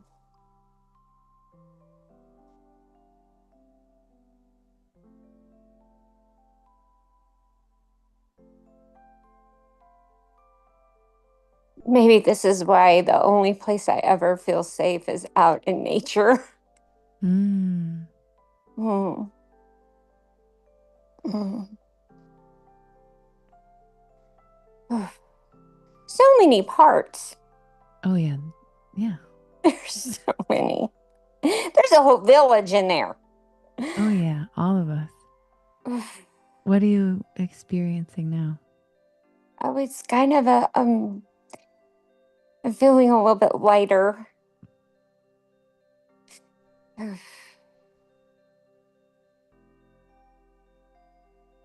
How does that helpless part feel? She is a little curious, I guess. She's kind of peeking around the corner like, are you for real? Do you really see me? Mm. Have you really seen me? Yeah.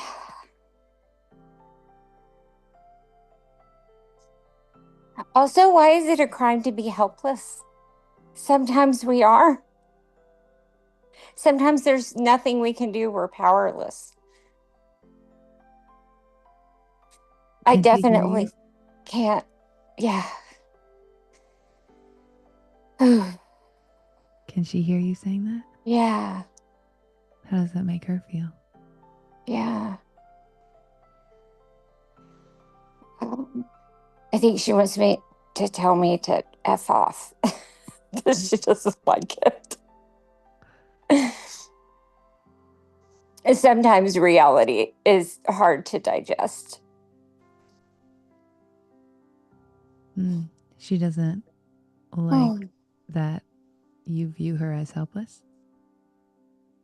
No. She I doesn't think like that what? she doesn't.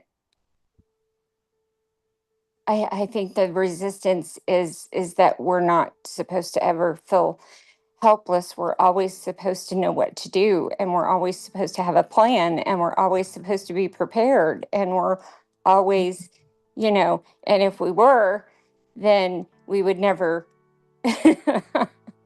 Okay. Is we that would never feel helpless. And who believes that? Is that Groot or a different part? Oh, I think I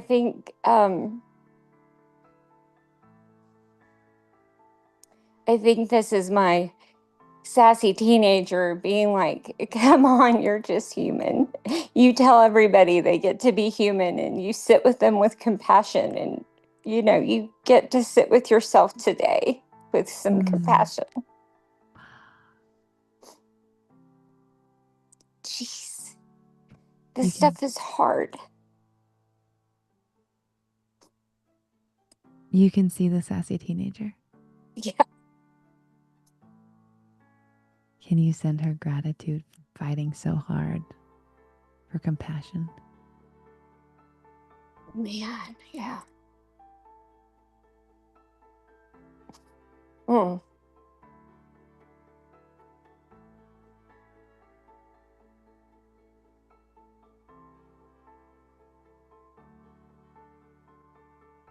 Yeah, I don't have enough compassion for myself.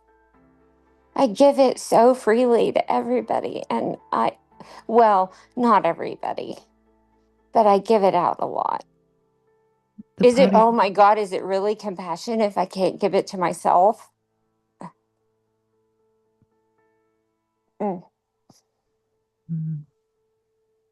The part of you that is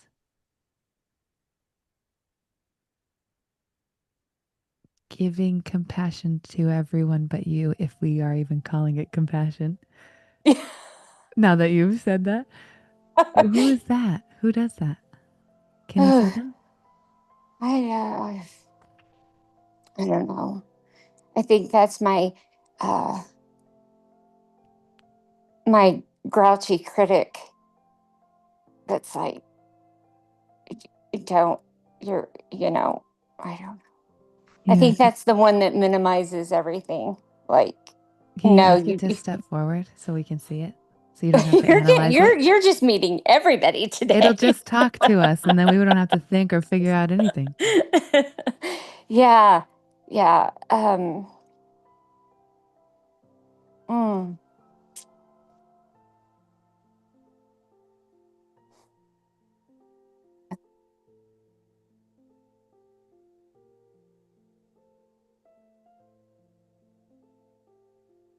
Yeah. That part just questions everything. Everything's a question. Mm. Like, question everything, believe nothing. Mm. Can you ask that part? What good is it trying to do for you with all that questioning?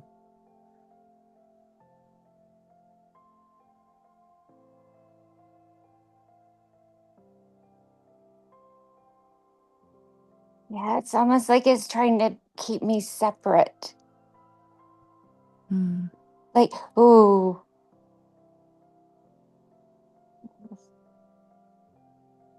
I do this with boundaries too. This is, oh, What's it afraid will happen to you if you're not separate? well, if I'm separated from my true, from belonging and being part of, and uh, that if I actually go into the milieu, I'm no, I'm not going to be safe. Mm. If I actually just start being okay with mistakes, and being okay with whatever boundary I need to put down, that's my boundary, and I get to do that as long as I'm doing it in a loving and non-hurtful way. Mm-hmm. And I don't have to punish myself for wanting to have a boundary. Mm. How does that part of you feel when you say that? Um, it feels good and a little embarrassed, I guess. Mm. That makes sense. Yeah, like, Often realizations come with embarrassment because we didn't know them before we realized it. yeah, yeah, like what? It's almost like 2 plus 2 is 2, but you've been told it's 5 your whole life. Yeah. But you know it's 4. You know that 2 plus 2 is 4, but everybody around you said no, it's 5. And you're like, well, that can't be right. Mm. But you let yourself believe it because it was easier to believe it to fit into the 5 club than it was to be in the 4 club. Yeah. Does it feel how much compassion you're giving it right now? I think so. Because you're telling it, I'm hearing you say, well, it makes sense we didn't know that sooner. Everyone Yeah, around us said it was 5. right. Mm, yeah.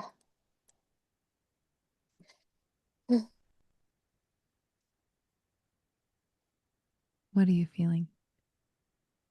Gratitude and a little bit of zoning out. I feel a little numb. How does your body physically feel? It feels a little numb, which is so much better than pain. So I'm not arguing with it. Mm-hmm. I'm accepting it and liking it. It's not a bad numb. Oh my gosh, is this what they meant by comfortably numb?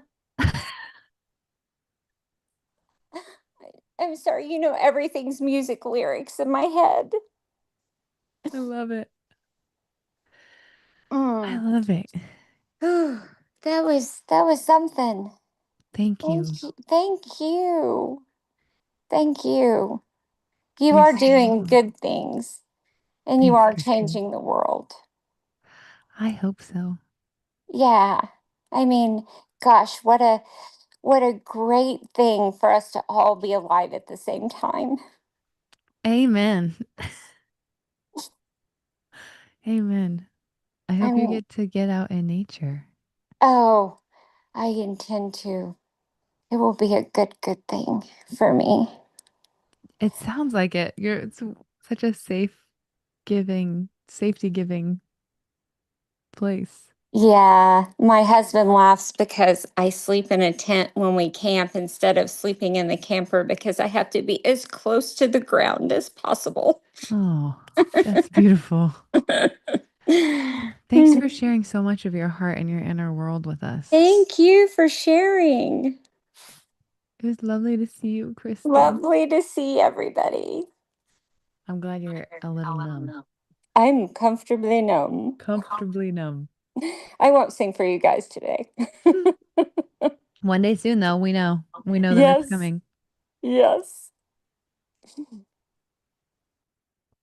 Thank you.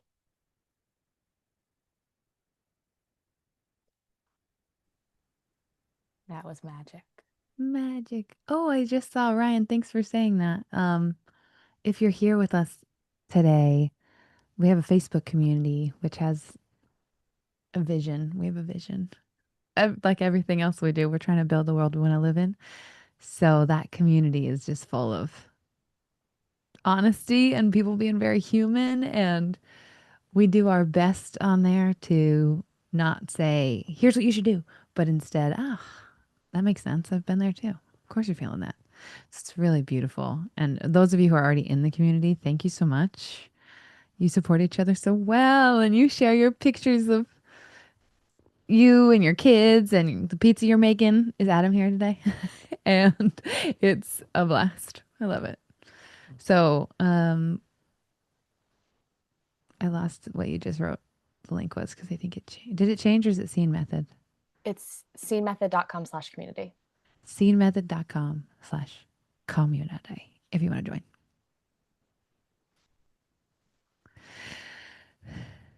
That's right. Yay. All right. You ready? Yes, Do you want a break? You good? um I should get lunch, I think. I'm still a bit of a I'm still a mess. I'm here. I'm still a mess. Go get some Aw, man. lunch. Yeah, I think let's do a little lunch break, y'all. Oh, Just perfect. it's a little 5-minute break. You want uh-oh. Thanks, Jay. Um, we'll we'll be back. I mean, we're not even gonna turn it off. We'll just be here, but I'm just gonna go get food and hang out with you for a while. I don't know why I'm so tired. I mean, that's kind of stupid actually after I said that. Loud.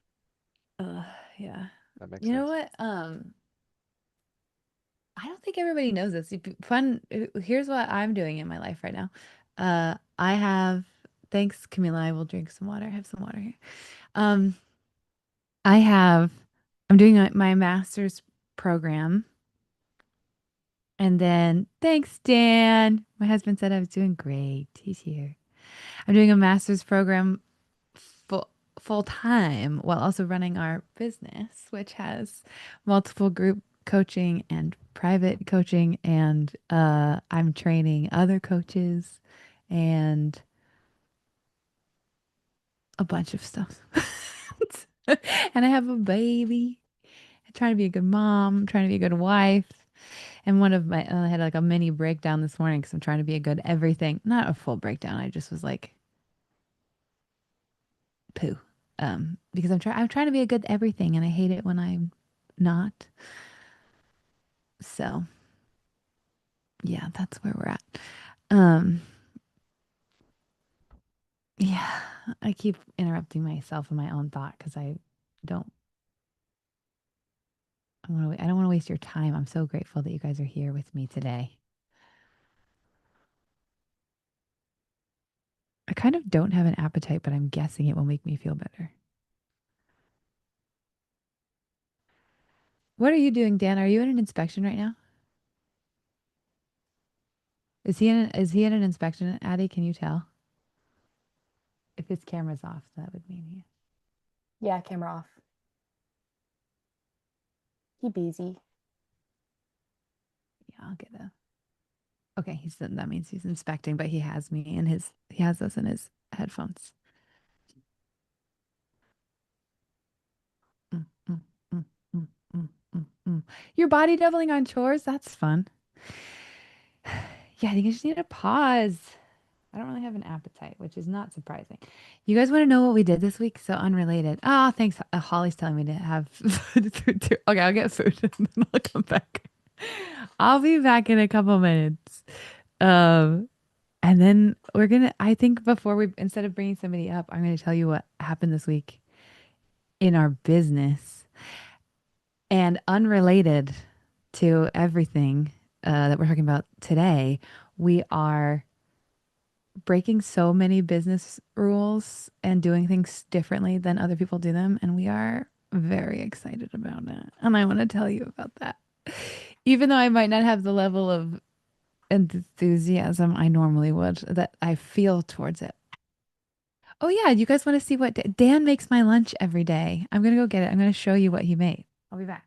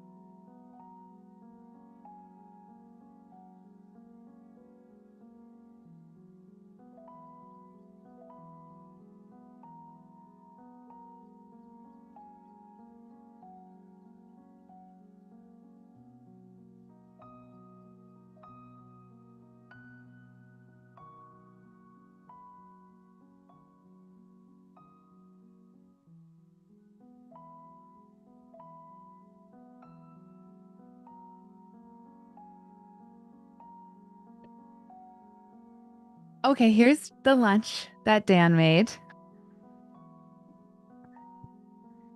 Look at this. A work of art. Salad. He makes a salad for both of us every day. I don't have much of an appetite, so I don't think I'm going to make it very far. Also, this is finals week. There are 2 weeks that are finals. So for my master's program this semester. Oh, Booker wants it. Hi, Booker. So cute. Okay, so what happened is this week we realized that we would either have to, we would, business wise, we realized, oh no, we're running out of money. We're gonna have to have an emergency something happen but we're gonna run out of money by August at this rate. Because we're doing really awesome stuff with awesome people. And so our options were either cut expenses or do something about that from an income standpoint. And so we went, expenses are people, and the people that we have in this company are too important. And that's not the choice we're going to make. So, what's the income side? And so we started at first being like, okay, well, we need to make, bye, Yvonne. Thanks for being here. Started by being like, okay, well, we need to make X amount of money. How do we do that? And it felt so yucky. And then Billy was like, Billy and then Addie's dad, who also runs production stuff, was there and talking through problem solving this. And Muddy was like, because we do a lot for free too. So there's we do a lot for free instead of being paid, which we don't want to stop doing. So we're just figuring it out. So then we realized the difference between our community and others and what we do and what we don't. And we were like, oh, when problem solving this, other creators in my position would run a really great meta ads to sell you an asynchronistic online course that scratches an itch, and you are like, I know the format for how you pitch that in an hour webinar and you get people there and then you sell this course and then nobody actually finishes it, but who cares because you make a lot of money and they feel really good for buying it. So I don't think it's unethical necessarily to do that because they get what they want, which is kind of like I mentioned, I make this analogy a lot when you buy a book and you never read it, but it feels good to have it on your bookshelf. It's kind of that, like, well, at least I had the interest and I proved it to myself when I bought this thing. Except that isn't what I want. And that's not my dream for the business and it's not our clients and it's not our mission. And so Billy asked us what do we really want? And I just really thought about that. And we landed and I was so like, duh. So do you want to see? This is really behind the curtain of so we realized, can you still hear me if I do this? I love the I love these live streams because it's just like whatever. I'm just bringing you into our world. So, so we realized we were talking about how do we make a product with features that make sense. And instead, we're like, no, what outcomes do we give people? Like, what are we passionate about giving people? What are we doing? Who do we care for? Who are these people that have pain that we are helping? And how do we help more of those people? Let's use this as a motivator to help more people who are actively coming to us needing help in a way that we can help them. And instead of this says shine light on existing urgency, don't create false urgency. So a lot of sales tactics are buy by midnight and you get this. Buy within the hour and you can get this. Buy by what I right? But for us, the thing that we do, the repair lab that we do is a higher priced thing because there are people caring for you actively. You are it's not scalable in the way that here's the online course, 6,000 people can buy it. Yay. It's I'm with you every week and now my coaches are now going to be part of this and they're going to do some one-on-ones and they're going to do small coaching with you and you have the one of these pains.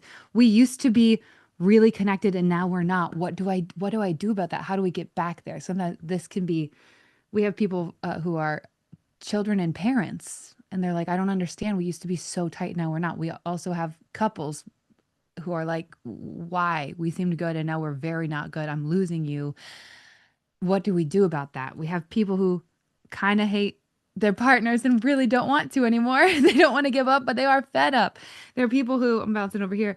I'm sick of feeling this anxious all the time in my relationship. How do I solve that? Not with a freaking online course.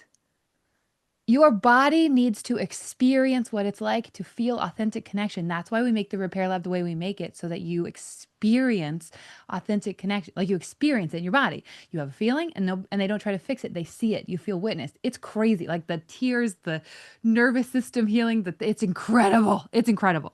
If you've been to any of this, you already know.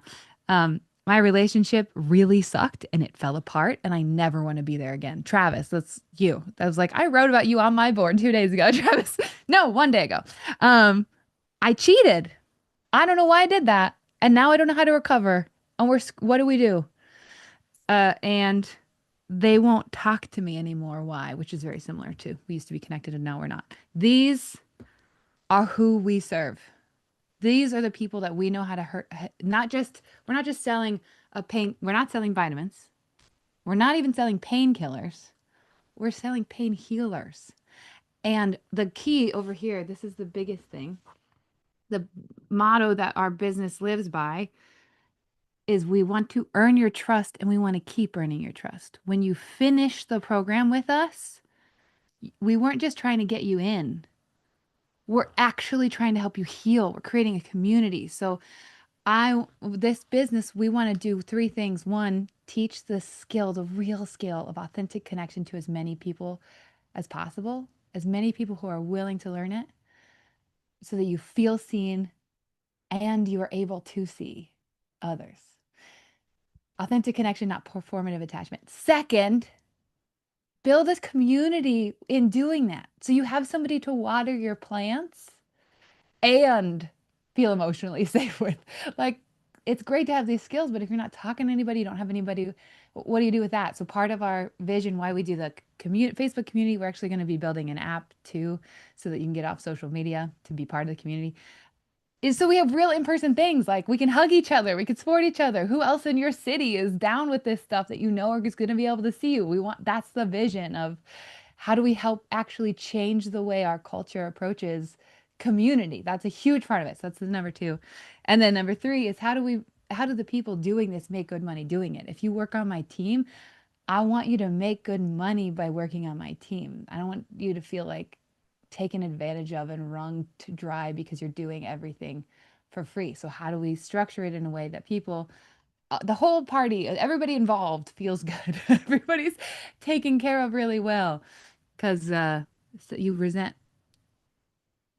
people to the level you sacrifice yourself for them. And if my team isn't making good money, they're going to resent the people they're caring for. So those are our goals, and this is how we're getting there. So this is that we figured out it's another repair lab. It's just 90 days instead of 5 months. And so it'll be weekly instead of weekly and then bi-weekly. And it'll be Fridays for 90 minutes with me, where I'm guiding you through it. And then also there are bonuses that we're calling a crisis container for people who are like really just let's go, dude. With small groups with the coaches I'm training and one-on-ones with the coaches I'm training. And that is our solution. And I feel really good about it because it's very, who we're actually for. Because not everybody wants this. Some people want to buy a pack of cigarettes, not stop smoking. And we're not selling a pack of cigarettes. We're selling you don't ask why the addiction, ask why the pain. We're trying to help you heal the actual pain. And we have to do that with each other. Authentic connection.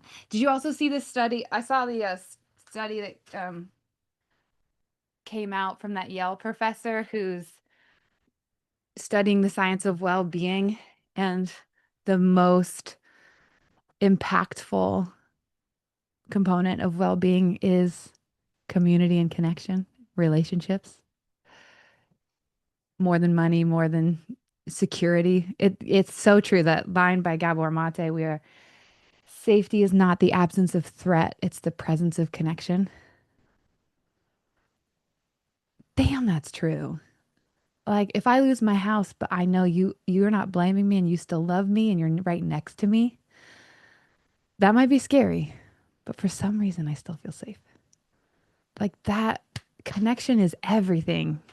And that's hard. I mean, I can't sell you a car if I tell you that. So, you know, so yeah. So anyway, that's our vision and I'm really excited about it. We figured it out yesterday. I woke up. This is why I think why I'm such a mess today is because yesterday I woke up at 3:30 and my brain was just spinning and I was like, okay, what do we really want? What's our mission? Who are the people that we can actually help? How do we make this?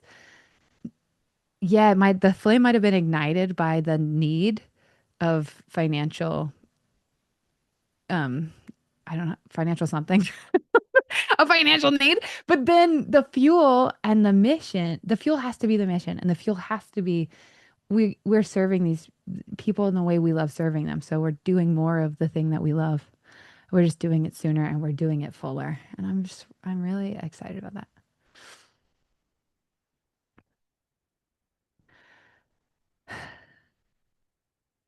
I did a Vic talk for the business. Thanks, Arthur. I did do a Vic talk for the business. VIC vision. And then who wants to be on there? And then we collaborate. Yeah. Love all of it. Walking the talk. Thanks, Ellie. Yeah, we're really excited about it. So I have to figure out when to record ads to let people know that this is happening because this is finals week. So we're figuring that out. But yeah. But rock on. Rock on.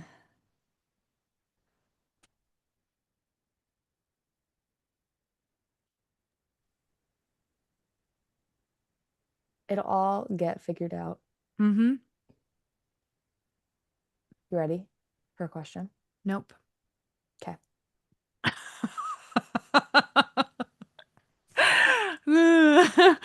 Nope. Not yet. Thanks for waiting. Boundaries. uh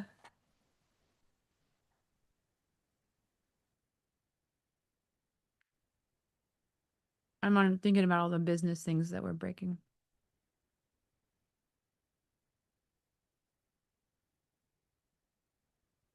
There's another Ryan in here. Who are you? I'm looking for you in the grid. Hi, Heather. By the way, I saw your face earlier. I didn't get to say hi. I think I said hi to Jacob, but I don't know. But hi, Jacob. Is your name for real? Wait, if you want to change your name so that I don't call your name in the live stream, you can do that. I'll call you whatever you call yourself here. Charity, you were so involved in the parts work, and it was so beautiful. I hope Kristen, Charity was with you every step of the way. Charity was supporting you. That was beautiful. Hi, Michelle. Artemisia? Artemisia? Oh my God. Are you an artist? Look at you. You're gorgeous. The hair and the everything. So fun. Hi, April. I'm hunting for the other Ryan. Oh, Chris is here secretly. Oh, no camera. Okay.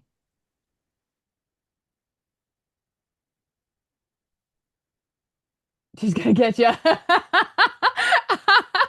Hi, Dinah. Have you already talked about why and how to have boundaries without going into an explanation about why? Oh, you mean how to set a boundary without explaining it? Is that what you mean? Because I don't think I have, and I totally can. And I have capacity to do that more than I have capacity to answer a question face to face. Was that right? Did I understand your question correctly? Yeah, without a huge explanation. Uh-huh. Yeah, the formula for boundaries is I'm feeling this, so I'm going to care for that feeling by doing this, which you might not even say the words I'm going to care for, but I'm feeling tired, so I'm going to take a nap. I'm feeling overwhelmed, so I'm going to step outside for a minute. Like that. That's how the formula that I use. When you want to over-explain, it is because when I shouldn't say you, when we want to over-explain, it's because we feel responsible for their response to our boundaries. So my boundary doesn't feel valid unless you feel good about it. That's the difference between that's the codependent versus healthy care. Like I'm setting a boundary and I need you to be happy about it. Will make us over explain versus I'm feeling this. Here's what I'm going to do to care for it. And then if they have a negative reaction, if you have the capacity, the response is pretty much always, oh, it makes sense that you feel disappointed, are frustrated, are angry. And I'm still going to do this. You're allowed to be angry, frustrated, whatever. That makes sense. Of course you have that response, and I'm still going to do this. So you wanted me to, I should think of something. You wanted to come over and I said no. Of course you're disappointed. I'm still not inviting you to come over. You wanted me to respond differently or feel differently than I did. Of course you're disappointed. You were hoping for something else. And I'm still feel the way I feel. I still am doing the thing I'm doing. That is how that's the short version. And the way the longer version of the root of why we do that is most of us were taught toxic guilt, not healthy guilt. So toxic guilt tells you if somebody is disappointed or feels negatively, you should feel bad. You've done something wrong. If someone has a negative feeling around you, you've done something wrong. So then we have toxic guilt. We feel guilty. And that makes us prioritize whoever feels negative. So all somebody has to do to control us is be disappointed in us. Set expectations and be disappointed. And now they are controlling us. And now we hate them and resent them. And that ends up sounding like, why don't you understand? Can't you see? Why are you always mad when I do? Why don't no? Like that's the toxic guilt. That's the rebelling against the toxic guilt. You're like, no, you need to feel good when I set a boundary. Why don't you feel good? And the healthy guilt goes, oh, of course you feel bad. I didn't give you what you wanted, but I still have to do this. Still doing it. Get it. Get why you feel the way you feel. But if I sacrifice my need in order to make you feel happy, I'll resent you. And I care too much about our relationship to do that. So I'd rather accept that you feel bad while I'm doing this. Because healthy guilt prioritizes values. So I'm making a choice in alignment with my values instead of in alignment with who's disappointed. That's the guilt that kind of eats you alive. And you're like, it's when you feel crappy because you sacrificed yourself. That. I hope that helps. Okay.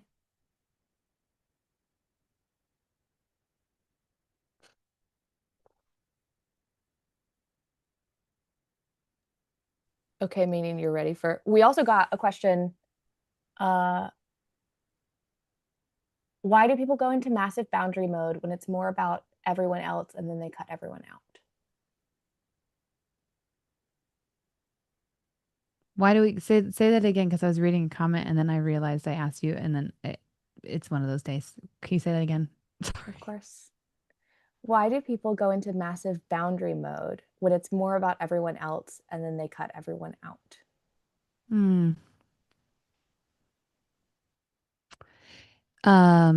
Boundary, yeah, massive boundary mode. This is the process I see happen, which is you just gotta know it's coming. but I want to use something for a pendulum.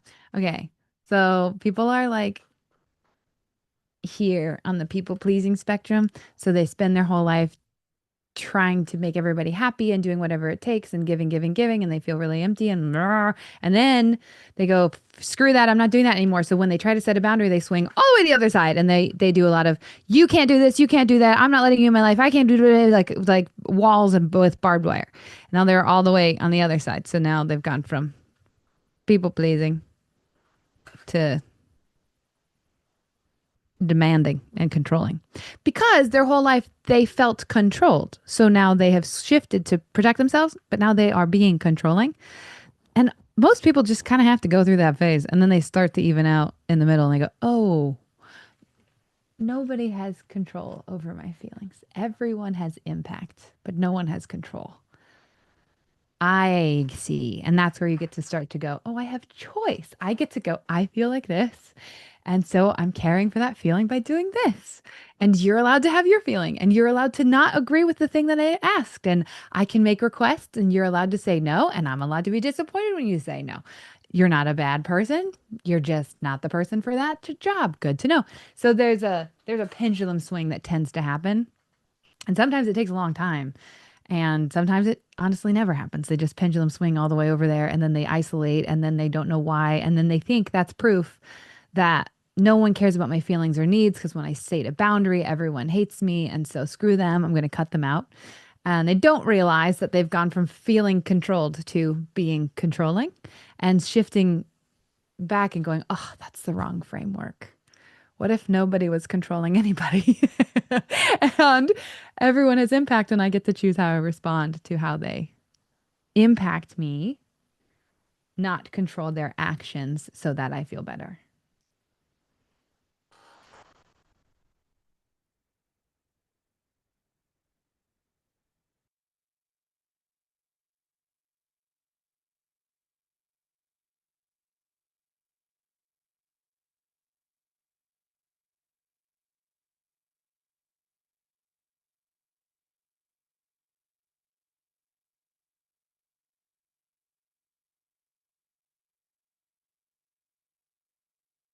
I'm reading the chat. Are you muted and talking to me? Or are you just not talking to me? Me? No. Yeah. I'm not talking to you. I was Okay. just letting you. exist in. letting me live. Yeah. I have hyperhidrosis. Fun fact. So I sweat a lot from my armpits, and I got mirror dry, which is this thing where they zap out your armpit sweat glands. And so now I sweat like a normal person, but it's still sweaty. So I had paper towels so that it wouldn't ruin my dress. And that's what I was just taking out of my dress. So sorry if that grosses you out, but that's what I just did. Maybe I should have worn TMI. Ryan, you put your camera on. Oh my God, hi.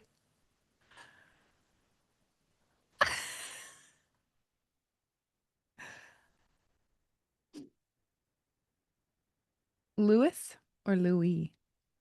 Luis. I bet it's Luis because there's no O. Luis. Yeah.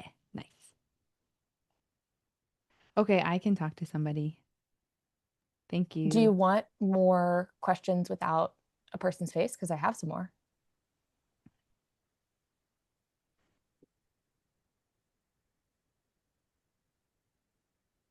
No, I want to talk to somebody. Okay. Thank you for asking. You're welcome. The next person who's coming up is Luis. You always do that. Literally always. Really? I feel like you so consistently say the person's name, and I'm like, and this is the person who's next. I love it. It Wow. always feels cosmic every time it happens. All right. There's magic in the world. Luis's question was a while ago, so I'm definitely going to say it for you just to give everyone a reminder. But yeah. Luis said, what do I need to know about boundaries to navigate a situation that feels one-sided? I feel minimized when I'm hurt while feeling resentment and fear when my partner is, even from a long time ago. Any advice on dealing with a partner still hurt over comments from the last time? I feel minimized when I'm hurt and resentful when, what'd you say? Do you want to go, Luis? Or do you want me to re-say it? I kind of combined the sentence you made with Ryan with yours. No worries. I don't mind going. Okay, tell me. Hello, Morgan. Hi, nice to meet you. Nice to meet you as well. I ran into your Instagram actually like recently. I would say probably within the past like 3 or 4 days. Cool. Wow. Welcome. It was one about the hero child one that really like connected with me, and I'm like, you know what, this person seems really cool. I'll follow the channel, share it with my wife. Love. And yeah, so I saw that you were doing the Q&A, and the question in general kind of came from when having conflicts with a partner. In this scenario, conflicts related to things that I said in the past. We had a baby recently. Well, I guess it's been a year and a bit now. So there was a lot of sleep deprivation, a lot of me being the one waking up through the whole night. So I was like through full insomnia. Like I finally got diagnosed fully to the point where I know how little I've been actually sleeping. So I was going through a bit of like paranoia, and there were comments where that I said that were not things that I actually think, but when they were voiced as, "Hey, I'm having these thoughts in my head. So if I feel distant, like please keep in mind, I'm having thoughts like this in my head." Those thoughts were then taken more as implications. And then there's been a hurt from my wife, who over this whole time keeps saying like, you accused me of doing this, you accused me. And this included things of like potential cheating, which is not that I thought she had cheated, but Yeah. she, obviously told me wrong time to tell me. I'm still going through postpartum when this happened. So all the implications of what you said were not great. Yeah.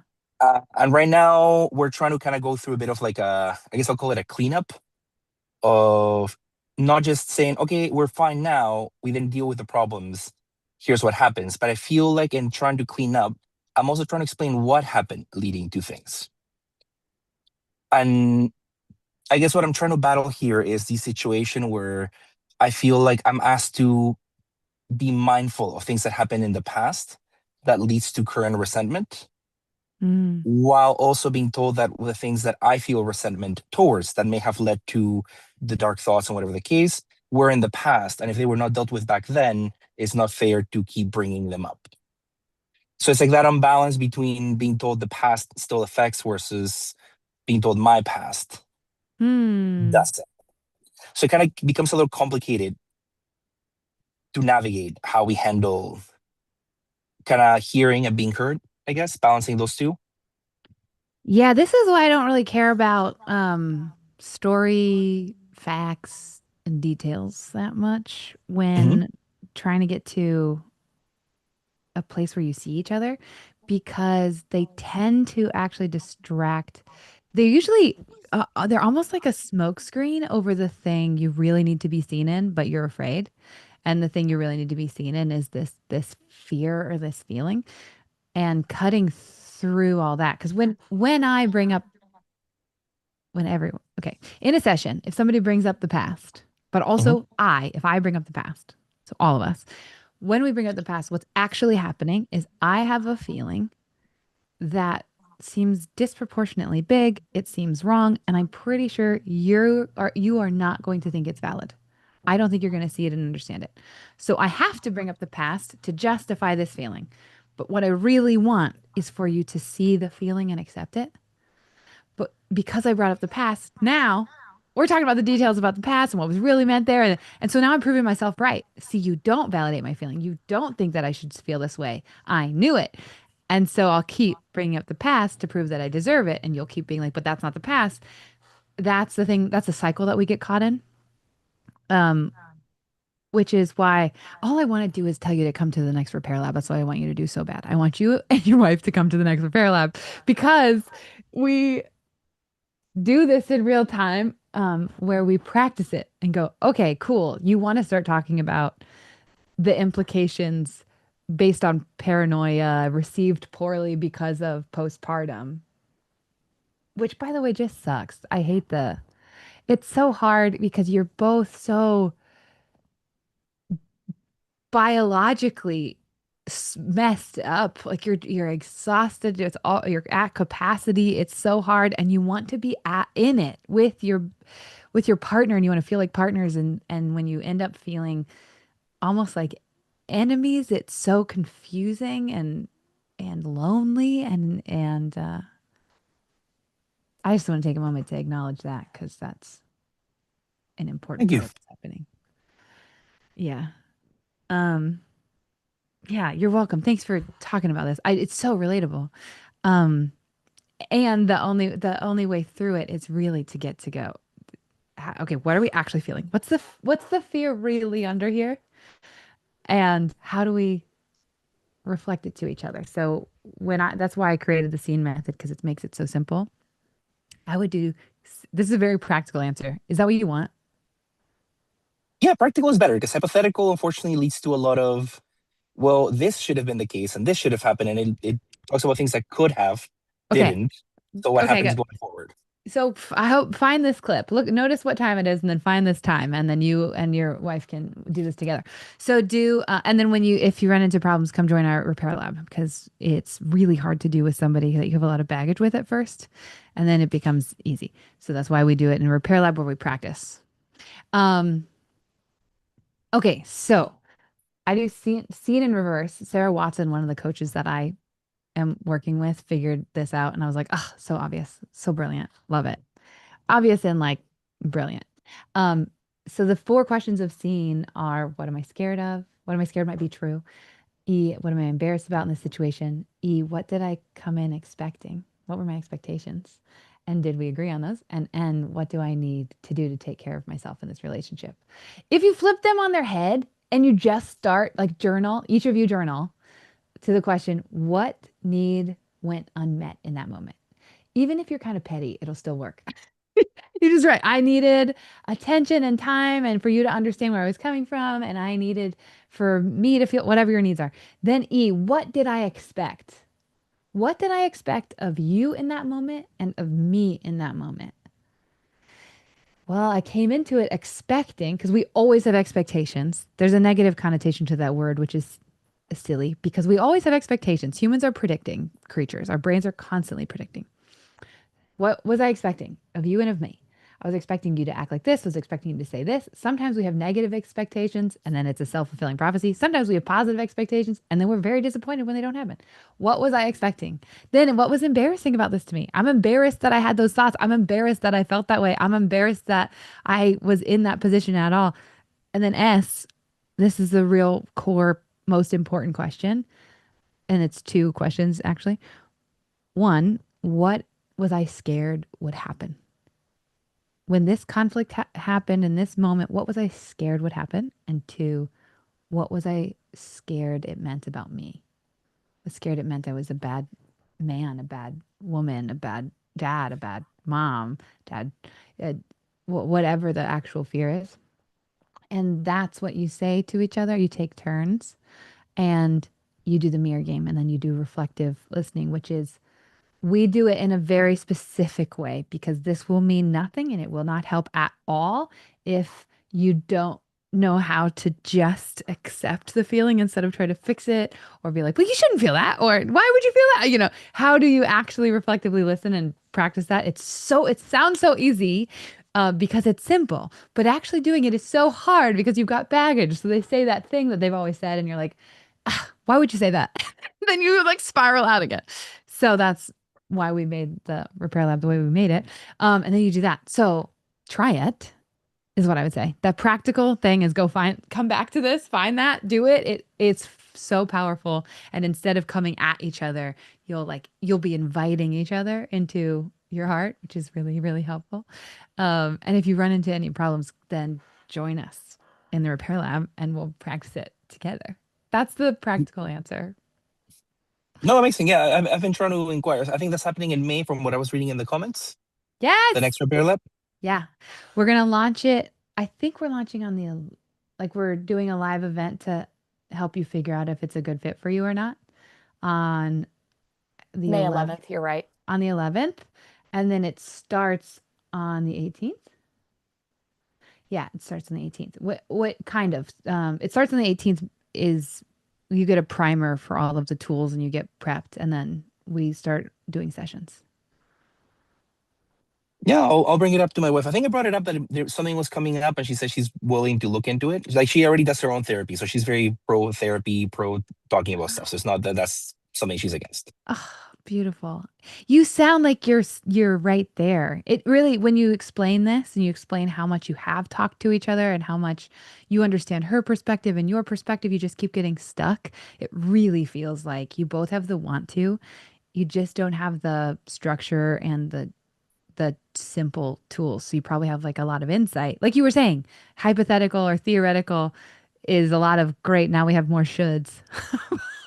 but but how do we actually do it? Like how do we just do the thing and keep it simple? Yeah.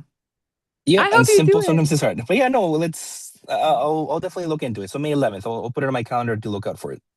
Yes, please do. That would be so great. It was so nice to Excellent. meet you. Same. Thanks. You care you can tell how much you care about your relationship, and that's really beautiful. Thanks, Luis.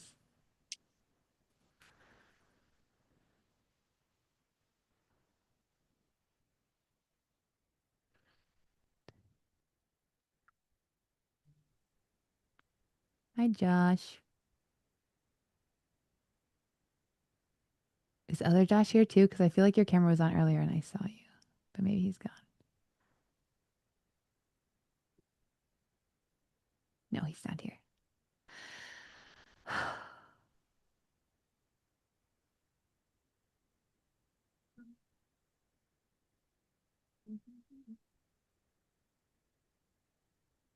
Okay.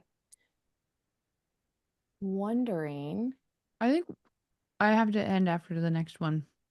Yeah, that sounds good. That sounds great. Good for you, dude. That's Thank you. awesome.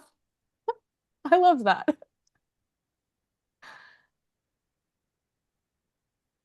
Actually, I'm kind Okay. of worried. Hold on.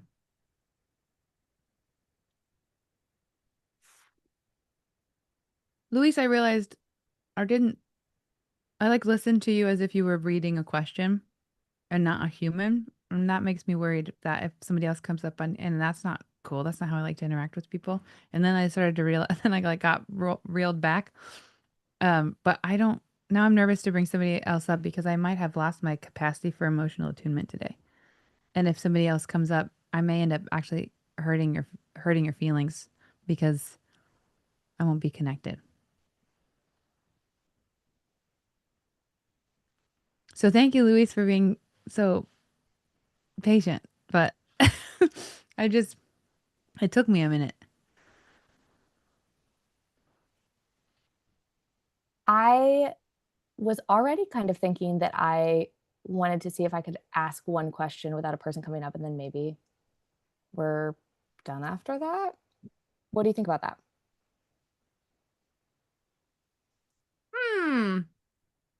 Cool. I like that idea. And I also love Deanna's comment. I do too. It's so encouraging to see so many men and women on these calls from the Latino community. In my experience, the toxic behaviors that cause disconnection are seen as healthy and normal in our culture. And I love that we are ending the generational cycles. Yay. Hell yeah. Hell yeah. Oh my God, it'd be so cool if you could come to the repair lab too, Diana. Oh, you're so welcome. Okay, yeah, I think we'll ask a question and then we should end because I think I'm gonna like glaze over. I've already struggled to just put sentences like to hear sentences. I don't think I'm gonna succeed. The next one. Oh, thanks. Thank you for telling us, Diana. The link isn't working on the repair lab. That makes sense because we changed so much between the last one and this one on the website. Yeah, that link is now old because the event is in the past. And so the next event, there will be new sites out that are not out yet, but they will be very soon. So it makes sense that it's broken. It's not a site anymore. 2 people from Guadalajara connected on this call? What? Also, weirdly, one of the coaches I'm training just happens to be there. Well, was there yesterday. Of all the places.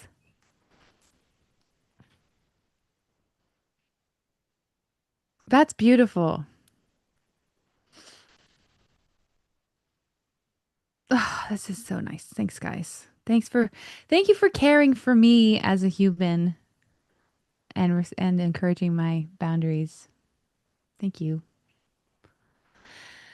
Okay, final question, and then we're Okay. gonna end early because my brain is apparently melting in real time. That's right. We also, I mean, we could end now. There's an open gym in 4 hours. Everyone can go to open gym too, which we'll talk more about. I'll probably have Ryan come up after. But here, I'll read you a question.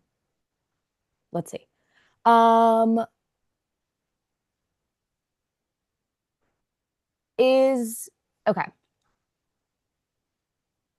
I said that and then I didn't prepare myself.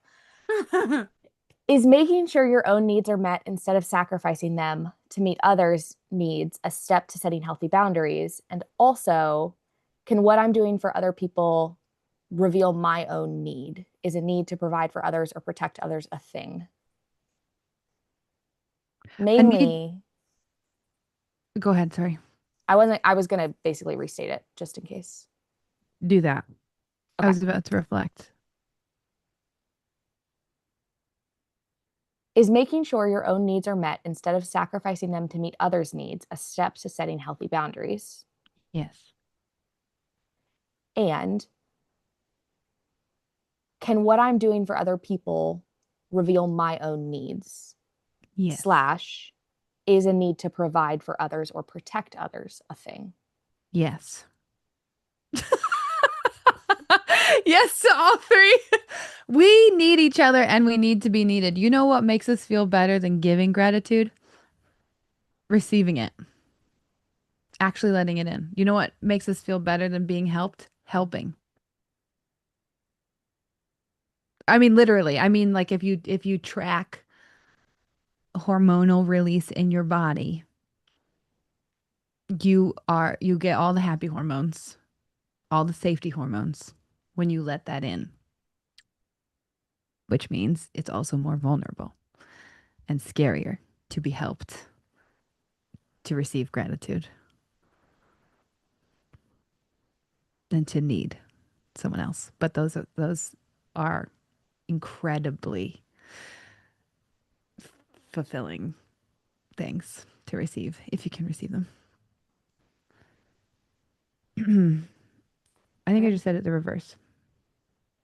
My brain is melting. What I'm saying is when you give it, you feel better than when you give it, you feel more connection than when you receive it, but you need to receive it too. Otherwise, it gets disproportionate.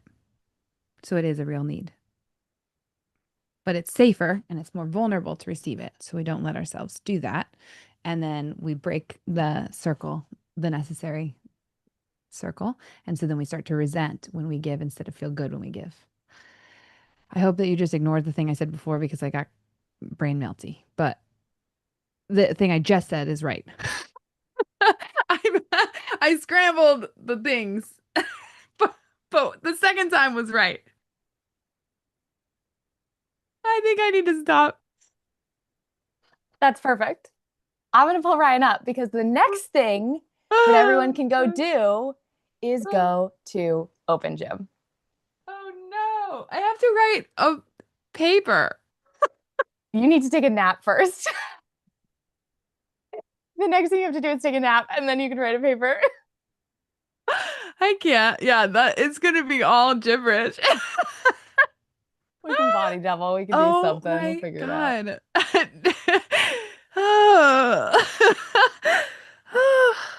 Yeah, it is good to be needed. All that to say, it is a need to be needed. We need to be needed in our communities, but sometimes we do it too much.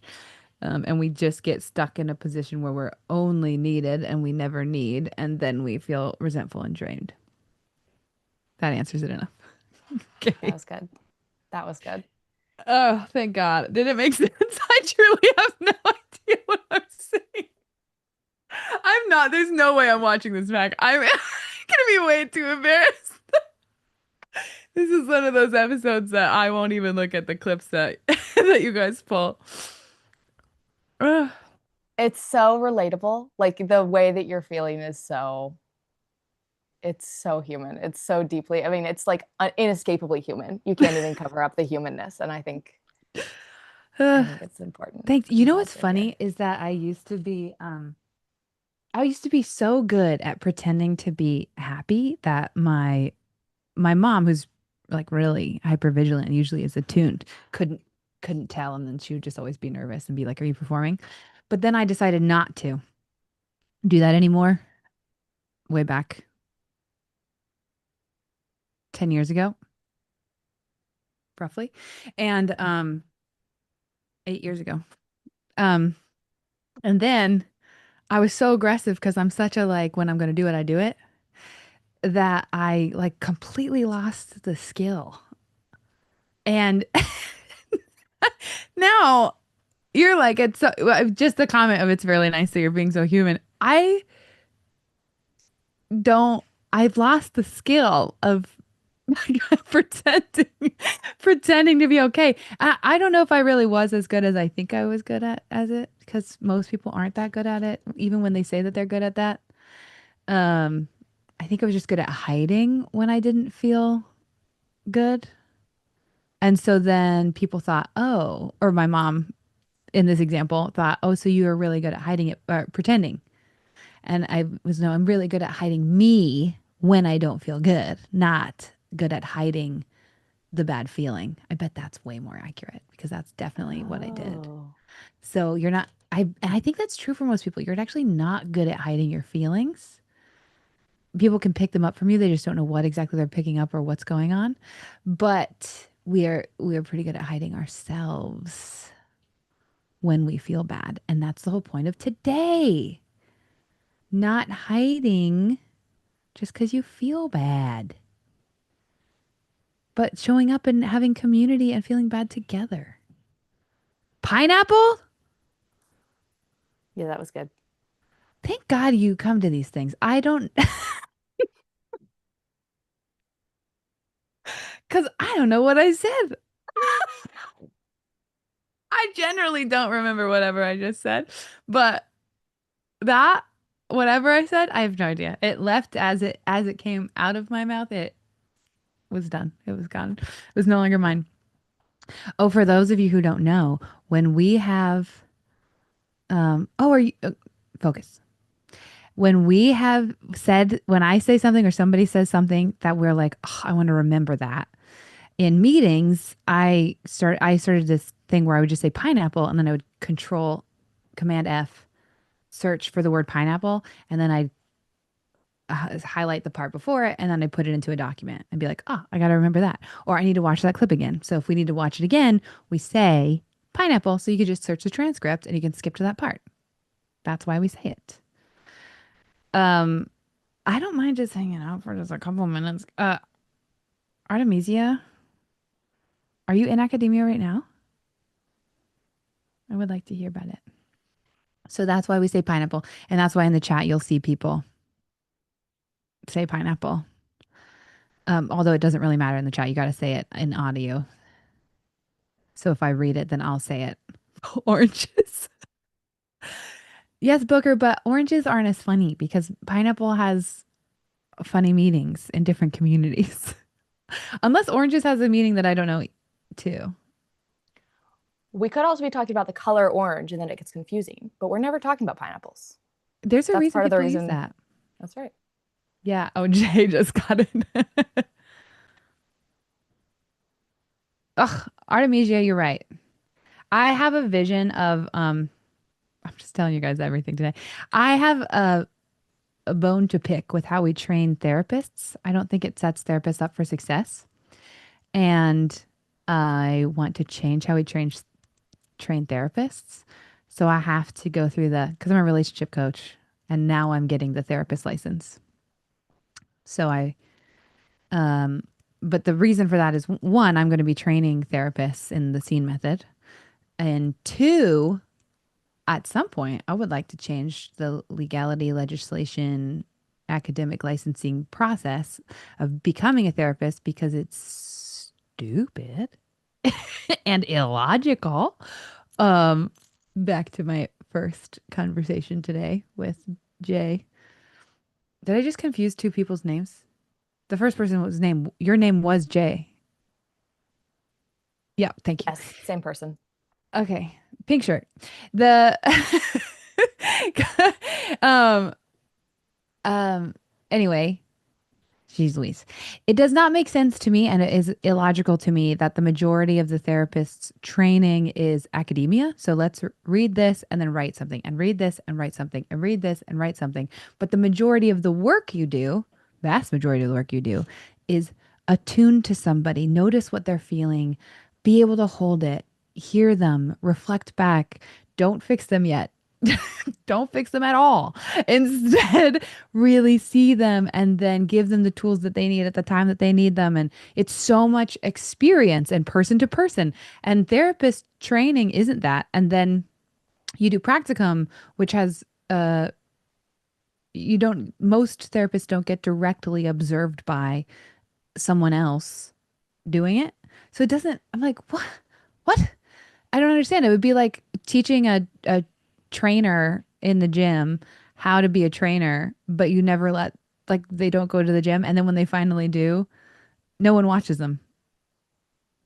And so they might read what good form is, and then they go to the gym and no one watches them. So you know how sometimes you're like, I'm nailing this, and then you go to an actual yoga class and you're like, I did not do that right at home. It's the same thing for, in my opinion, for therapists. So I really want to change how therapists are trained in a way that also selects for the right people, because that means that people who would be really good therapists don't become therapists at all because they're not academics. They're people. So then we lose some of the best therapists we could have had because they needed to be trained by being in a room with people. So that's one of my long game visions is I'd really like to get into the however that works with legality, legislation, academia, like licensing. I don't know who I got to talk to, but at some point I will. And I would like to change how that works. Because again, my whole mission is teach the skill of authentic connection to everybody willing to learn.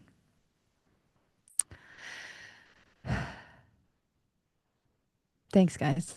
I'm shocked by how many of you are still here.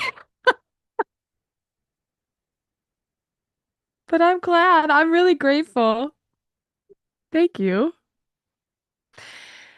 Uh, okay. Should we go? Let's have Ryan tell people about Open Gym. I'm so sorry. Thank you. Very helpful. If you guys were over at my house, we would not close this out at all. We would just all hang. We would just all collapse and hang. I think you want the whole world to fit in your house. I does. Well, yeah, people down. Yeah. I do want the whole world to fit in my house. That's the dream. You know what would also be fun is sharing the brand deck. Do you guys want to see our brand deck? Can I show them that and then we do Open Gym? We should show you. Share screen is going to be interesting on YouTube. Really? It won't work? Not really. Okay. So how about we end this, and then if you want to show the people in Zoom, you can do that. We end the live. Can you share it? After. Not in the YouTube. Because then there's going to be... But after. How about we have Ryan tell them about Open Gym, and then... We're like siblings bickering right now. So funny. But why? But why? I'm trying to figure out how to move my monitor so I can hold it in front of my camera. I think I could do it. It's a bad idea. I think it's a great idea, actually. I don't think that's a bad idea. Okay, talk to Ryan. I'm gonna see if I can do this. Put spotlight Ryan. Let me see if I can move it. Hold on. Okay, let me switch the camera, Ryan. Hold on.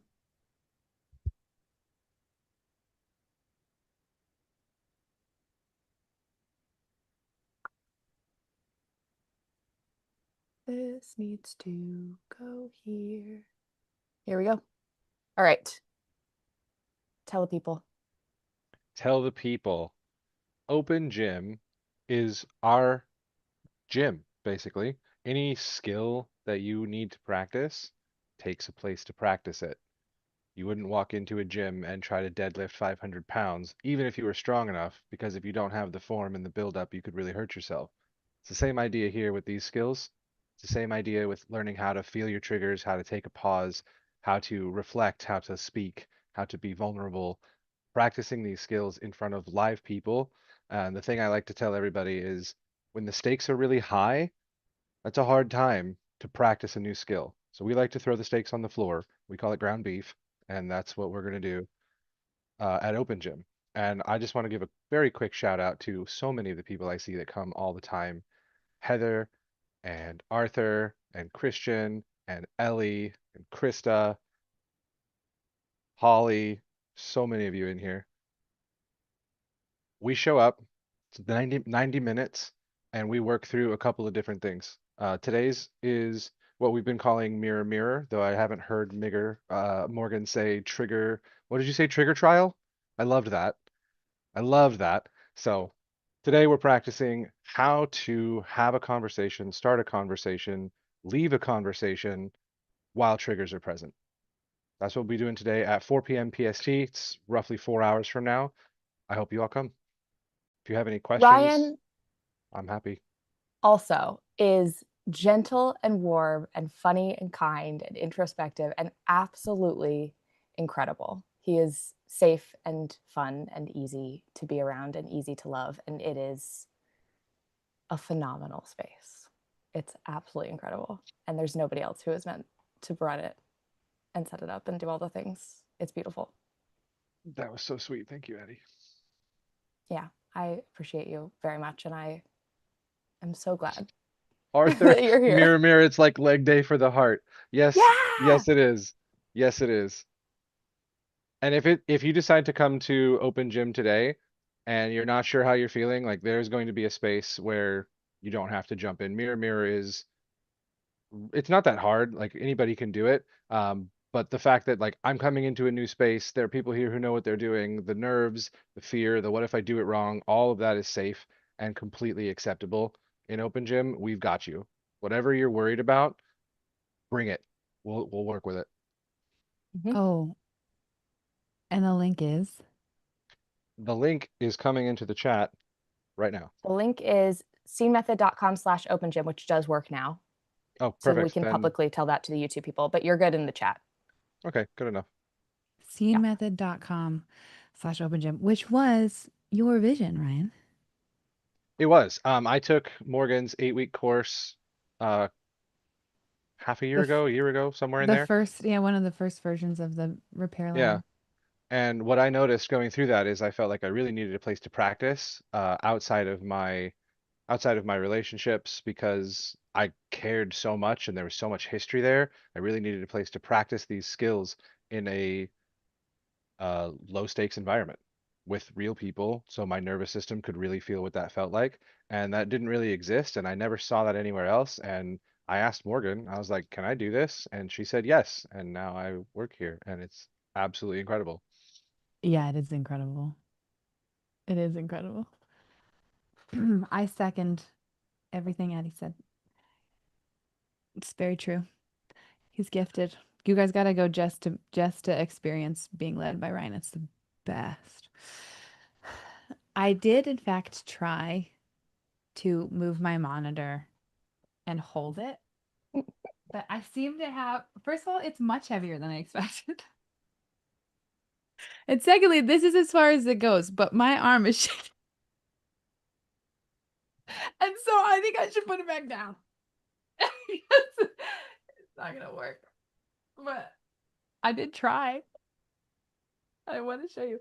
I'm gonna show I you love guys in you the Zoom so room. much, Morgan Birch. That was so funny. Okay, thanks guys. If you're in the Zoom, stick around. I'm gonna show you if you want to see the brand deck. But otherwise, wait. You can still go. You're good. Wait. I forgot that we figured this out. I hope you love your day. I hope you love each other.